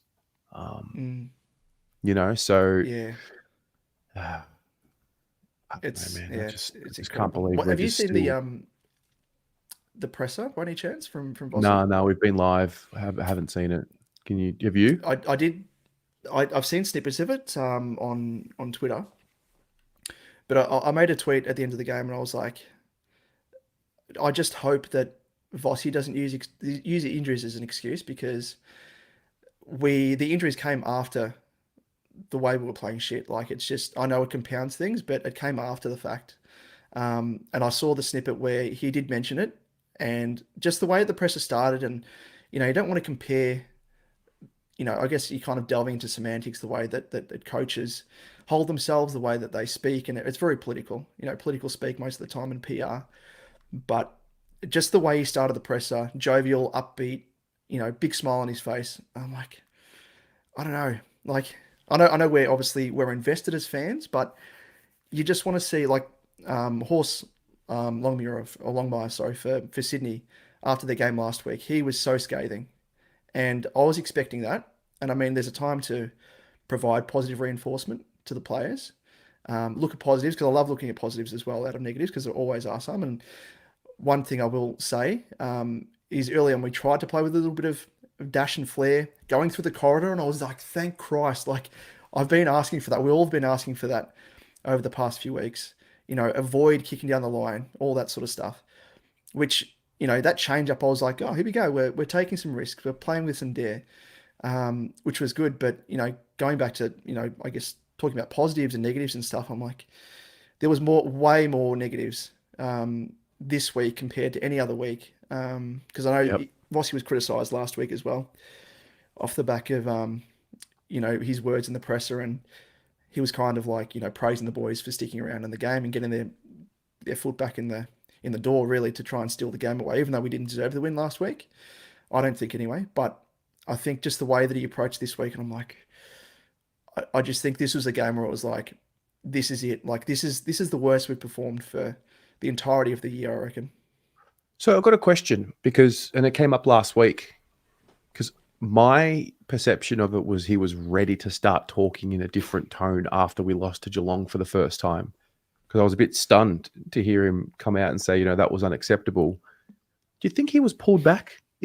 Are there strings inside that say, hey, just, we don't need to talk like that? Like, is that valid, or is that just me being a bit paranoid? I can say, because we've spoken obviously in private on Twitter, and I mentioned I used to work at the club back when Bolts was coaching, and I do know a little bit about the strings that are pulled in the background, and I can confirm I don't know the extent. Obviously, I'm not at the club anymore, but there is a big PR element side to it. So I do think that in terms of the messages and delivered, what's being delivered by the coach and assistant coaches and stuff is largely controlled. But I think By who? it is. By who, though? In terms of the messaging. Yeah, like, is that a media team thing? Is it a board thing? Is it a... Yeah, that I don't know. Like, it could come from the board. Like, I obviously worked in the media team, so I know that there's an aspect of it that comes from that. But you know, and a lot of it's left up to the coaches. They're briefed more than anything on the messaging and everything else. Like, it's footy nowadays, it's a business, as we know, compared to yesteryear. So controlling the message and, you know, trying to keep the fans on side and I guess all the other investors, you could say, whether it be financially or supporter base or whatever. But yeah, it's one of those things where, you know, being on the inside of the four walls, like I used to work at the Pies as well back in the day, the enemy, of course. And the same thing happens there. Like, it happened at every club with regards to the messaging that's been put out and the way the coaches talk. But yeah, that's probably one of the things where I'm like, not critical, but I do critique it when I do hear the way that coaches talk and, you know, how they start the presser, because that kind of sets the tone for the questions that are asked by the journos and, you know, controlling the message really. It's a big political game, really. But yeah, Well, it's just one of those things I just thought, I'm like, yeah. It leaves a vacuum, and the fans will, in this day and age today, you know, the fans will fill the void if there's not brutal, honest conversation being had. The fans will do it for you. I just don't understand how apologizing to your fans, even just like in an off comment, just say, "I'm really sorry. We're really sorry for what you know our fans had to watch today." It would. I wonder if it would make a difference. Maybe I just don't know what I'm talking about, but some sort of acknowledgement. Yeah, I totally don't know get how you much of a difference it makes. You know. Yeah.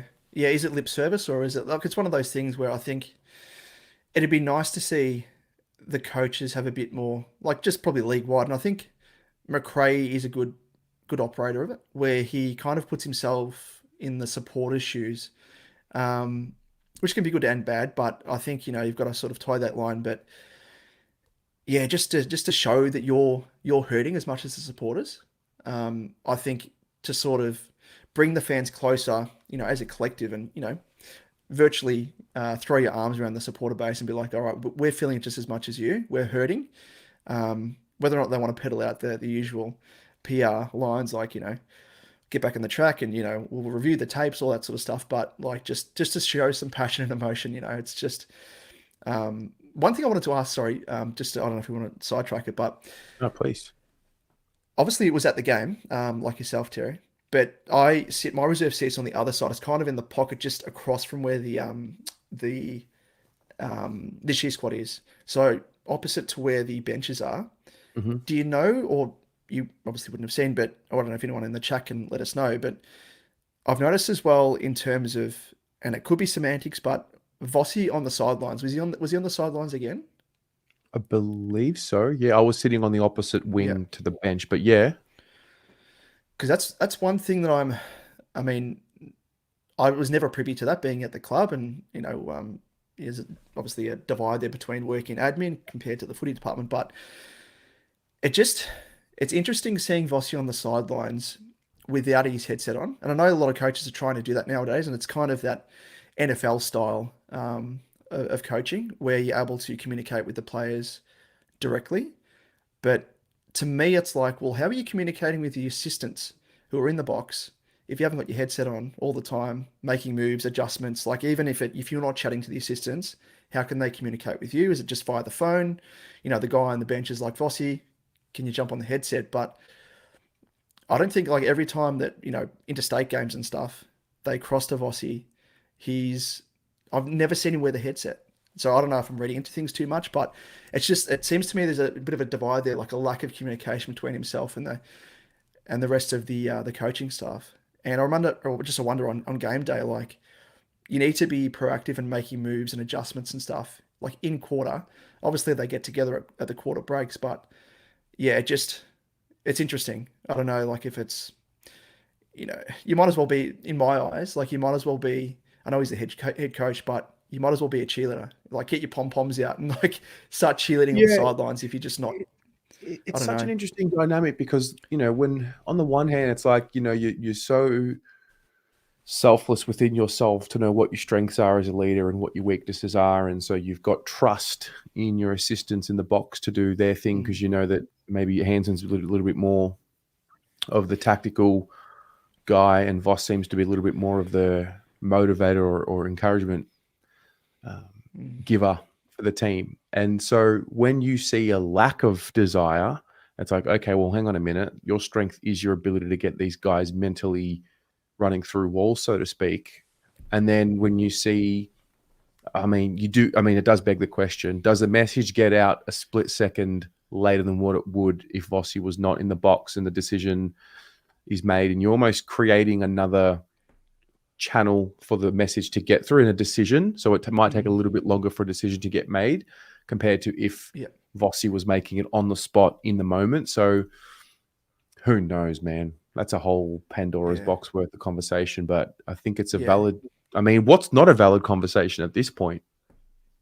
Yeah, exactly. Yeah, it's one of those things where you obviously not privy to the information and the setup and everything. So it could just be, you don't want to read into things too much and make a narrative out of something that isn't there. But just with the persistence with game style over the previous 5 to 6 weeks, and lack of sort of moves in game, I'm like, it's interesting. Like, I don't know if it's something that's set in stone, and then once the games start or the quarters start, it's like, okay, we're going to persist with this.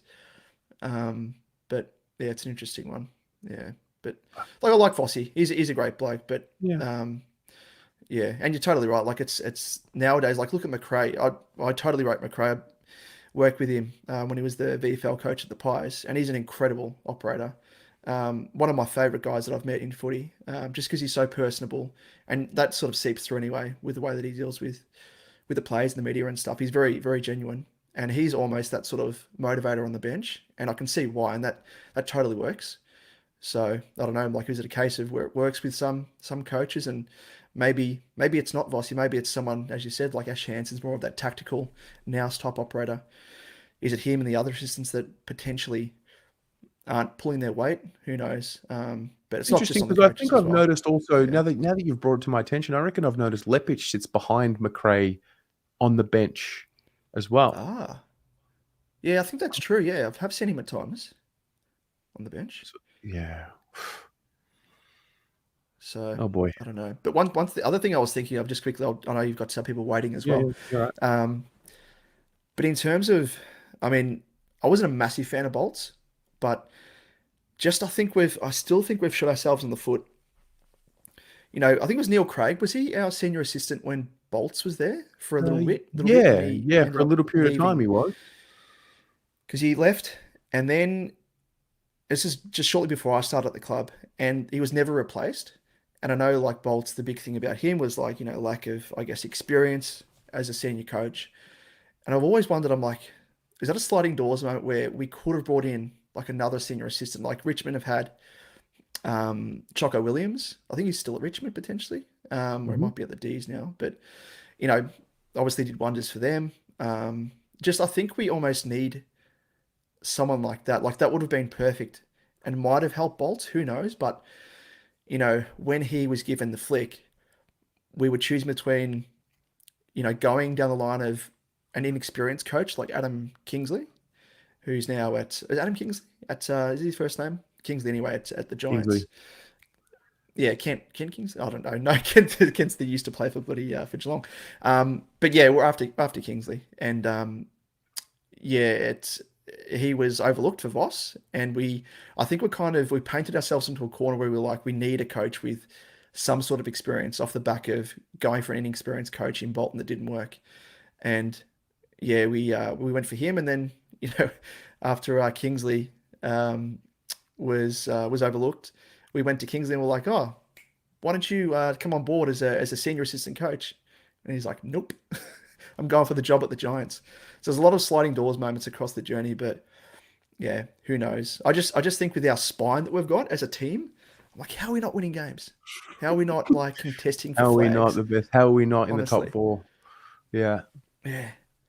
Crazy. But anyway, Terry, I'll let you jump into some others, mate. But I appreciate your time as always. And No, thank you. That was really love what we do. refreshing. I really appreciate you coming in and sharing with us, man. Likewise, man. All the best. Take care. Go And Blues. go Baggers. Stick with See us. ya. See you, mate. That was really good. Aiden. You're broken. I think we're all a little bit broken, hey? We're all damaged goods. Mate, after a loss, I'm normally content and reflective. It's been nearly 4 hours, and I'm still pissed off. Like, I'm still frustrated at that. That was terrible. And the one thing that really pisses me off the most is the fact that I'm pretty sure Fox Footy, they showed a snippet of, like, I'm pretty sure the past players and legends and all that. They were all standing next to, like, where the banner is and all that. And then you're seeing, like, all the players come out and all that, and they're clearly seeing them. They've met them all week. They've done stuff. They're wearing their jumper. And the fact that they dished up that in front of them, like, you even had Kuda bring out the ball to the umpire, so clearly he watched that. The fact that they did that whilst wearing their jumper in our biggest milestone in our history, I think, I don't know. It's a disgrace. Like, you've got club legends, heroes that have literally killed themselves in that jumper that we wore today. And the fact that you've got 22 players out there that didn't even bother to lay a tackle and that didn't even bother to even show any heart or passion, it hurts.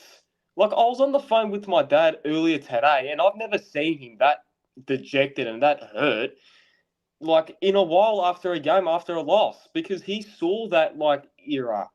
And it's just sad. Like, it's genuinely so hurtful. It's not good enough. Like, I thought we were over this shit already. How old are you? 19. Fuck.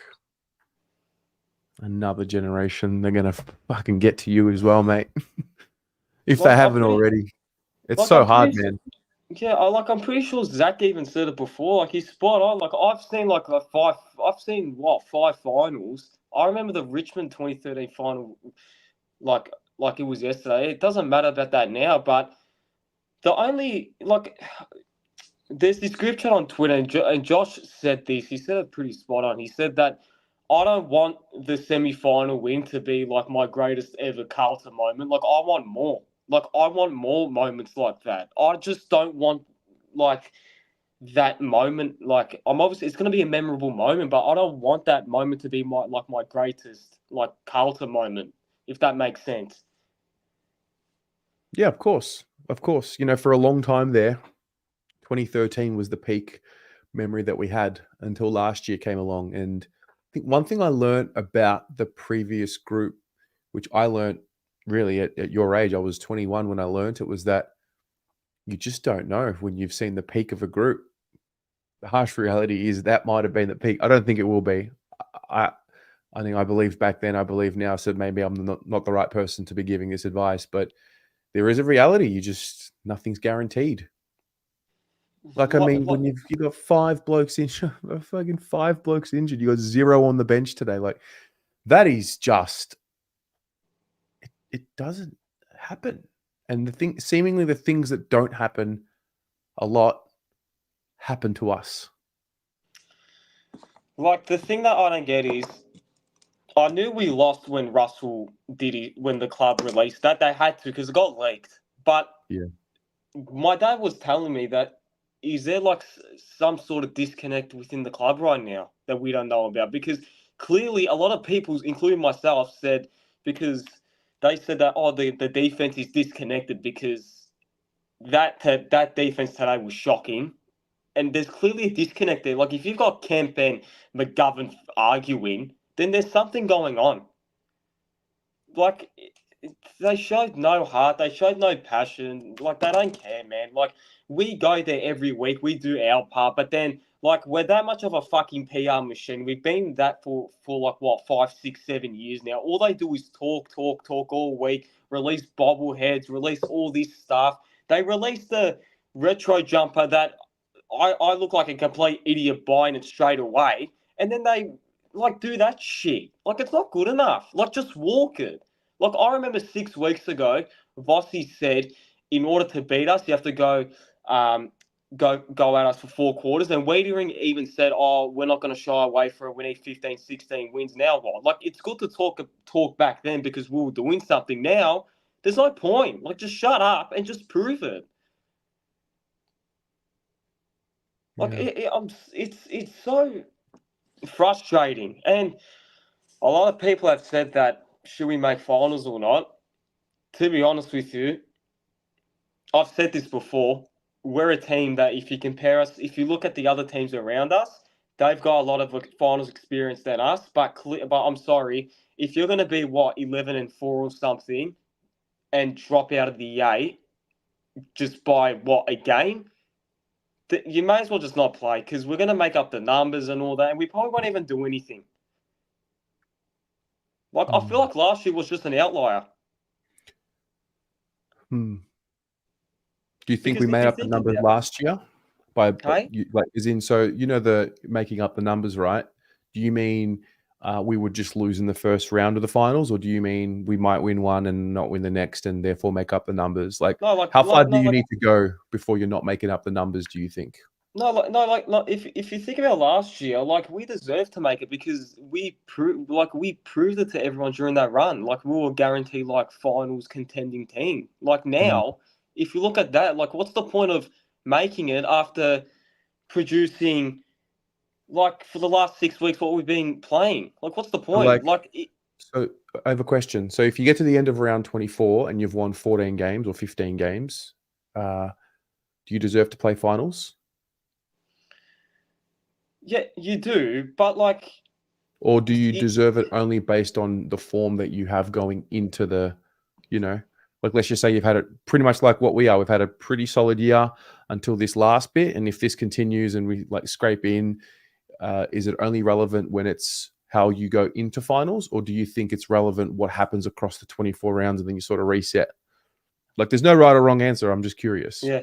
I feel like it's all about form and performance. If I'm being honest with you, if you think back, probably I don't want to look at 2022. Fuck that. But I think it's all about form and performance. To be honest with you, because let's say if we win the next 2 games, then what's the point? Because we might go interstate, play Fremantle, play GWS. I don't know, and then we might get our ass handed to us. I don't know, but there's 2 weeks left. Anything can happen. We can change it. I doubt it. But I'm telling you now, if we make finals playing like that, we're just going to make up the numbers. I thought we were far, what is it? We were over this type of stuff.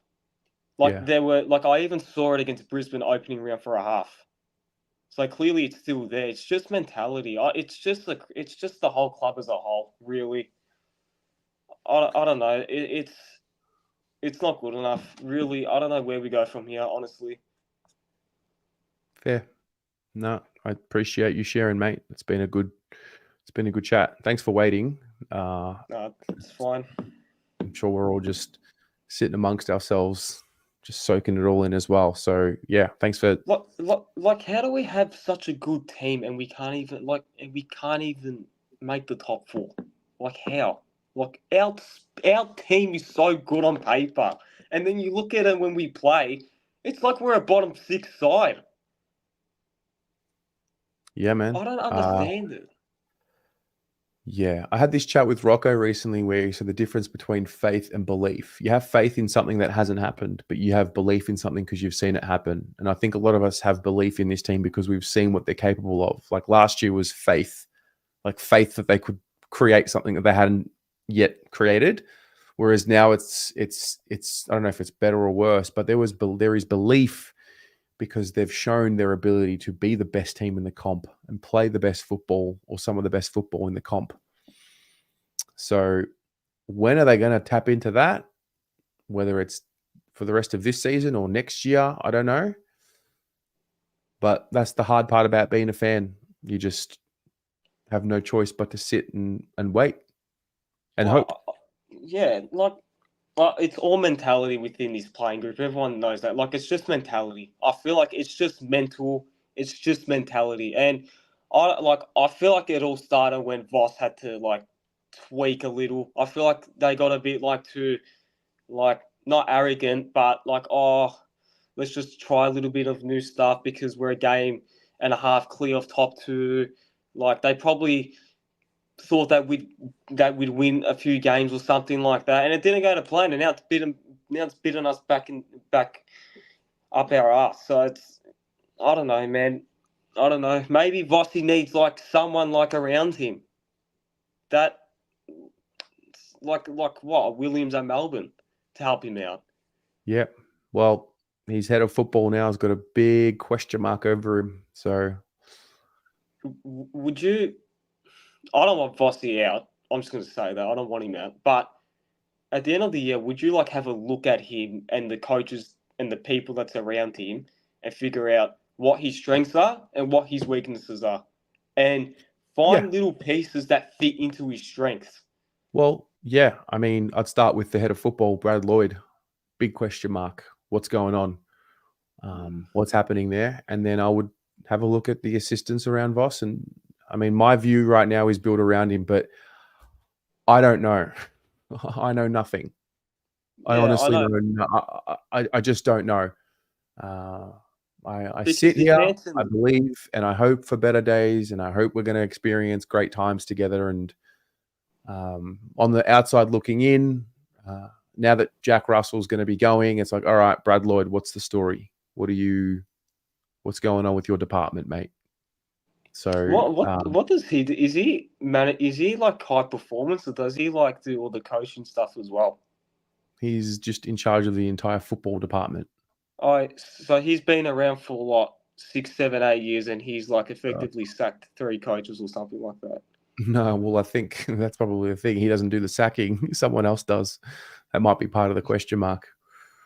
Yeah, like I remember talking to him and he said to me top 4. Well, like that's gone out the window now, effectively. Like, I don't know. There has to be big questions asked, really, because there will. With the hey? There will. There will be big questions asked. Don't worry about that. Because we can't be a nice football club anymore. We can't be saying we're proud of this, we're proud of that. Like, mate, like be ruthless for fuck's sake. Like, I don't know, man. Honestly, like if he has to go as well, he has to go. Not Voss, Brad Lloyd, because what he's done in his department, it's not looking good, bruv. Well, we'll see how we go. Aiden, thanks for calling in, man. All good. See ya. See ya. Lucinda, hello. Hi, Terry. How are you feeling? A little bit numb. I can't believe it's nearly been 4 hours. I don't really know what's happened in the last 4 hours, but we're here. Yeah, I think I saw you going to your seat at one point, and I'm thinking, okay, it's either going to be, 50-50 or we're going to get fucked. But, it was sort of optimistic until they were phenomenal, being the Hawks. I am really, there's two sides. I really enjoyed watching their football. So I took from that, okay, one day Carlton is going to do what the Hawks are doing right now, and it's going to be fantastic. That might be in a year. It might be before you know it. But I just saw it. I just chose to just enjoy what they were doing rather than wallowing in what we couldn't achieve. So I'm like, I'm here. I'm not going to be, upset because I'm at least able to witness what some might argue a side should look like. And essentially, obviously, I had an unfortunate, way too good view of what was happening with Charlie. So I don't want to look at that video I filmed anytime soon because it'll be too distressing. I do think he will be okay. I just think, okay, if there was question marks, why wouldn't you just give him a rest and then maybe he's in round 23, 24 and whoever knows. Now it could be okay enough, and should they make finals, he can go again. I don't know if we see him again in the normal season. I don't know if he's, just had a niggle and now it's even worse and they were just tempting fate. I don't know, but like some earlier people said, he looked like he was fine until that freak accident, how he sort of almost didn't felt himself. Correct. And he just collapsed. Yeah. So there's going to be a massive investigation. Again, first Harry, now Charlie, they're going to get looked into for the fact that he was even on the ground. And that's the unfortunate narrative there. Yeah. What did you find from the rest of the game after Charlie? Well, I just basically saw what some have said, like disconnected, maybe frustrated, not disinterested. I just feel like they were disheartened. I mean, losing someone like Charlie must have rattled them a little bit. And then you've got, you know, a few other guys. Like, I don't even know how many were versing a full 22, 23 in the end, because you only get one sub, to my understanding. And if the interchange is literally one person, what are you going to do? So yes, we shouldn't have been, you know, relying on just Kerno, Mackay, and accuracy of a few other players in the first place. But you've got to realize the way the Hawks were today, nothing was going to stop them. We just had some unfortunate, scarier consequences moving forward as well as It a was kind of headache. like it was kind of like insult to injury, pardon the pun, already. Like we were already pretty much being dominated, and then we got injuries which compounded everything and made it even worse. Because I mean, I'm looking at now at the game time of these players. Like, I mean, we're looking at a lot of them in the 90s, 93%. Like Patrick Cripps played 93%. You know, Cowan 91, Zach Williams 84. I mean, he's just come back from soft tissue himself. Elijah's played 93%. Nick Newman 98. Wiedering didn't come off 100. You know, McGovern 88, another one with soft tissue history. So I get it. You know, I mean, Brody Kemp 99%. Like it made it worse, but I think we all know that it was pretty bad before the injuries hit. Yeah, absolutely. So now we're looking at who's not in rehab already in the VFL, i.e. who's available. And some would argue, well, who debuts have they been saved for this very situation, and should they shine? And we, you know, What do you think? surprise. Well, I don't know. I mean, do you rush Ashton, Billy, and Lord? I mean, is that a wise scenario? I have no idea. I mean, I have, you know, been loosely following them and I know that they're doing well, but we've had the luxury up until now of letting them be VFL first and getting used to it.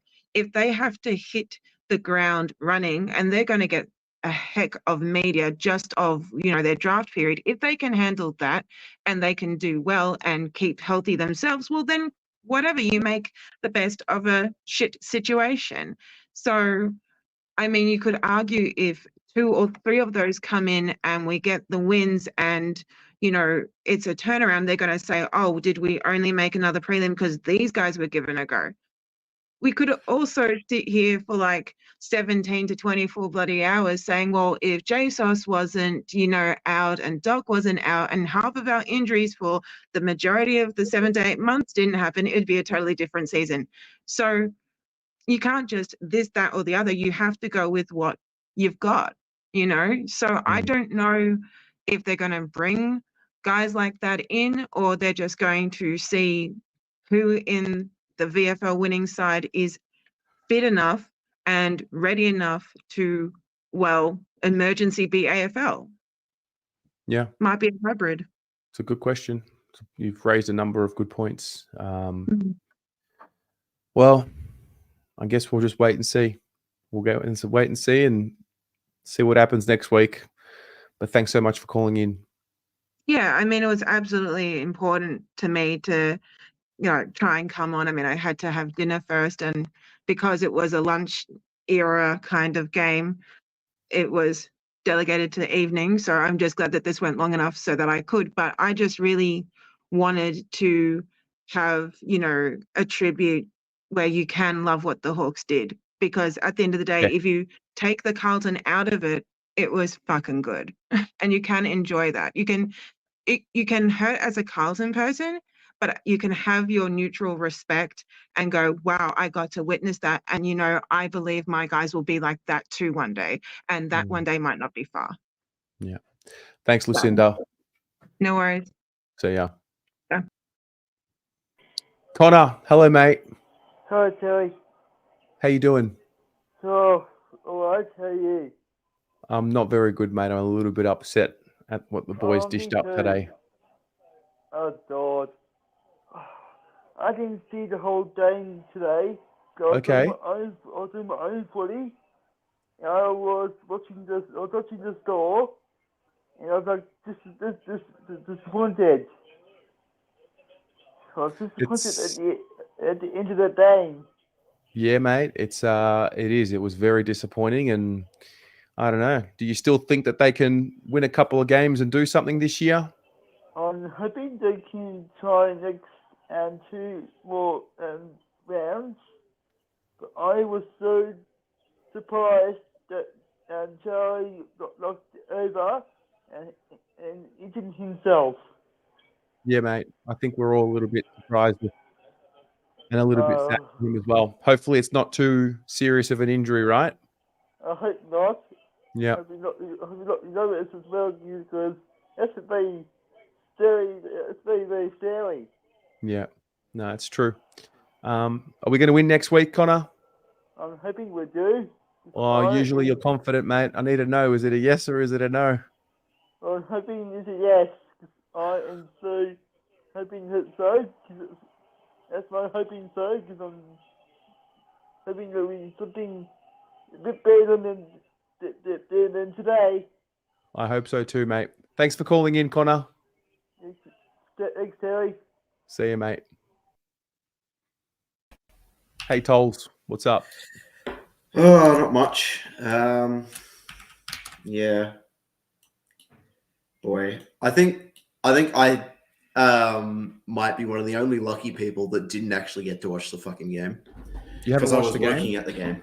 Oh, right. I think after halftime, I turned my fucking phone off and stopped looking at the scores because that was not good. But hey, I guess I have the opportunity to bring some, objectivity.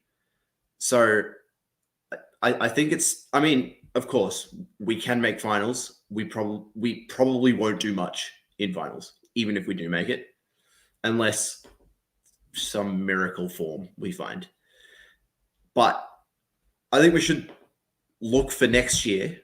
2 questions: what do we have, and what can we do with it? In what context?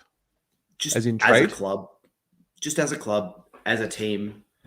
Like, what can we do? Of course, I think we'll need a big year of training. We'll need a big off season of training, a big off season. Like we need a 2000 Bombers off season. Like they were training in Barcelona because they were pissed about missing that grand final. May we need all the help we can get, it seems. Because Yeah. apparently having a great list on paper is not good enough. We need a miracle. No, we just need time. We need an off season. I think, absolutely agree with you. It's never over till it's over. But this season, the story of this season is over. No matter what, this is the climax, and we are the next 2, maybe 3, maybe 4, if we're lucky, games will just be the prologue.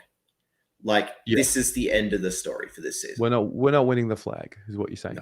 No. Yeah. And we're not winning. We're not winning any fucking. What the fuck's going on with my hair there? We're not doing much in finals, so we need to look towards next year. So, yeah.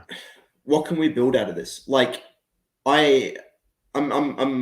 not going to buy into the idea that misery is our stasis, and that our form in the middle of the season was a mirage. I think there is something there, and we need to find out how to get back to that. And yeah, I feel like next year is a fresh start. If Doherty can, I think Doherty should never have lost the co-captaincy.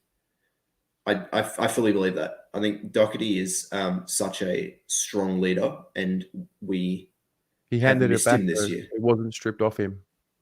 He handed it back. He had cancer. Sorry. Oh, he recovered. I have not been following footy the last 3 or 4 years. Well, tolls. Like, yeah, all good. Yeah, it's just a case of how do we bottle what we had in the middle of this year? How do we bottle it for? I mean, we're not going to be able to do that across the whole year. Like, no one's ever gone undefeated for a whole season, so we're not going to have that form. But how do we, like the Essendon game, our third quarter was all right, but our first half was pretty good. Our third quarter was, we managed Essendon's form, and then the last quarter we blew them out. So how do we maximize our wins across the season, and we minimize our drops in form? Yeah. Let's ask those questions in a few weeks when the season's done, and see if we can come up with some answers. But yeah, thanks for calling in and sharing your thoughts, mate. No worries. Yeah. Go Blues. Yeah.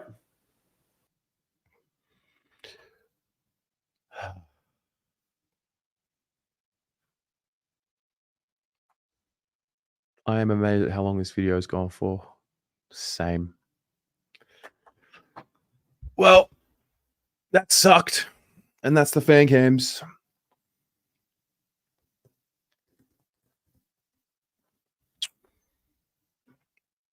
I don't even know what to say. It's all right, though. At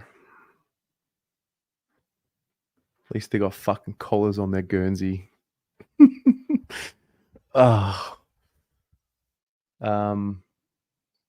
Thanks to everyone that tuned in, honestly. So many layers, so many viewpoints that get shared. It's fucking amazing, really. Honestly, the main thing is that, we all just care. It's whether we agree on certain points or disagree on certain points, like, there is just one constant, and that is the level of care factor that we strangers have for this football club. It is unrivaled. It's unparalleled. Like, I mean, there's 700 odd of you here. Like, we're just trying to cope with a game.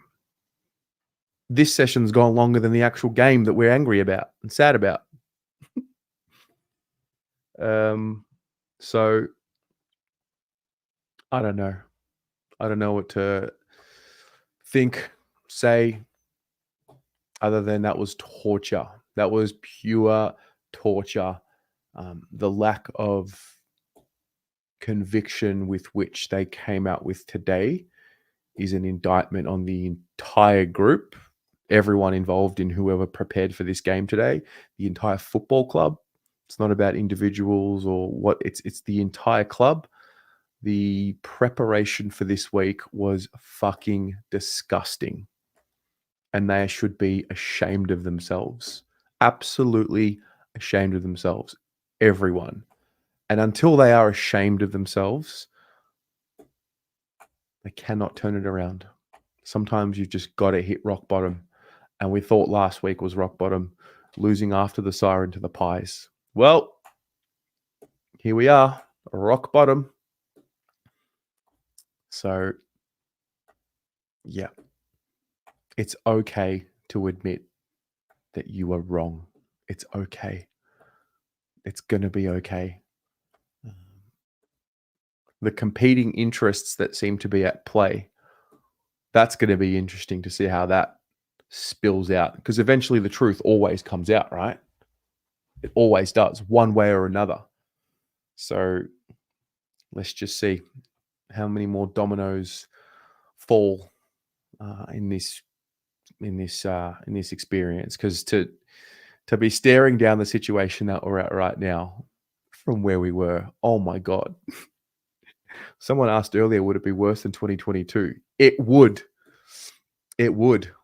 Because they were so good and now they're so bad. I don't know. Tomorrow, the review will come out. The ratings, oh my God, the ratings, disgusting. The BA show, I don't think we're not going to have an Almost Blues Brothers this week.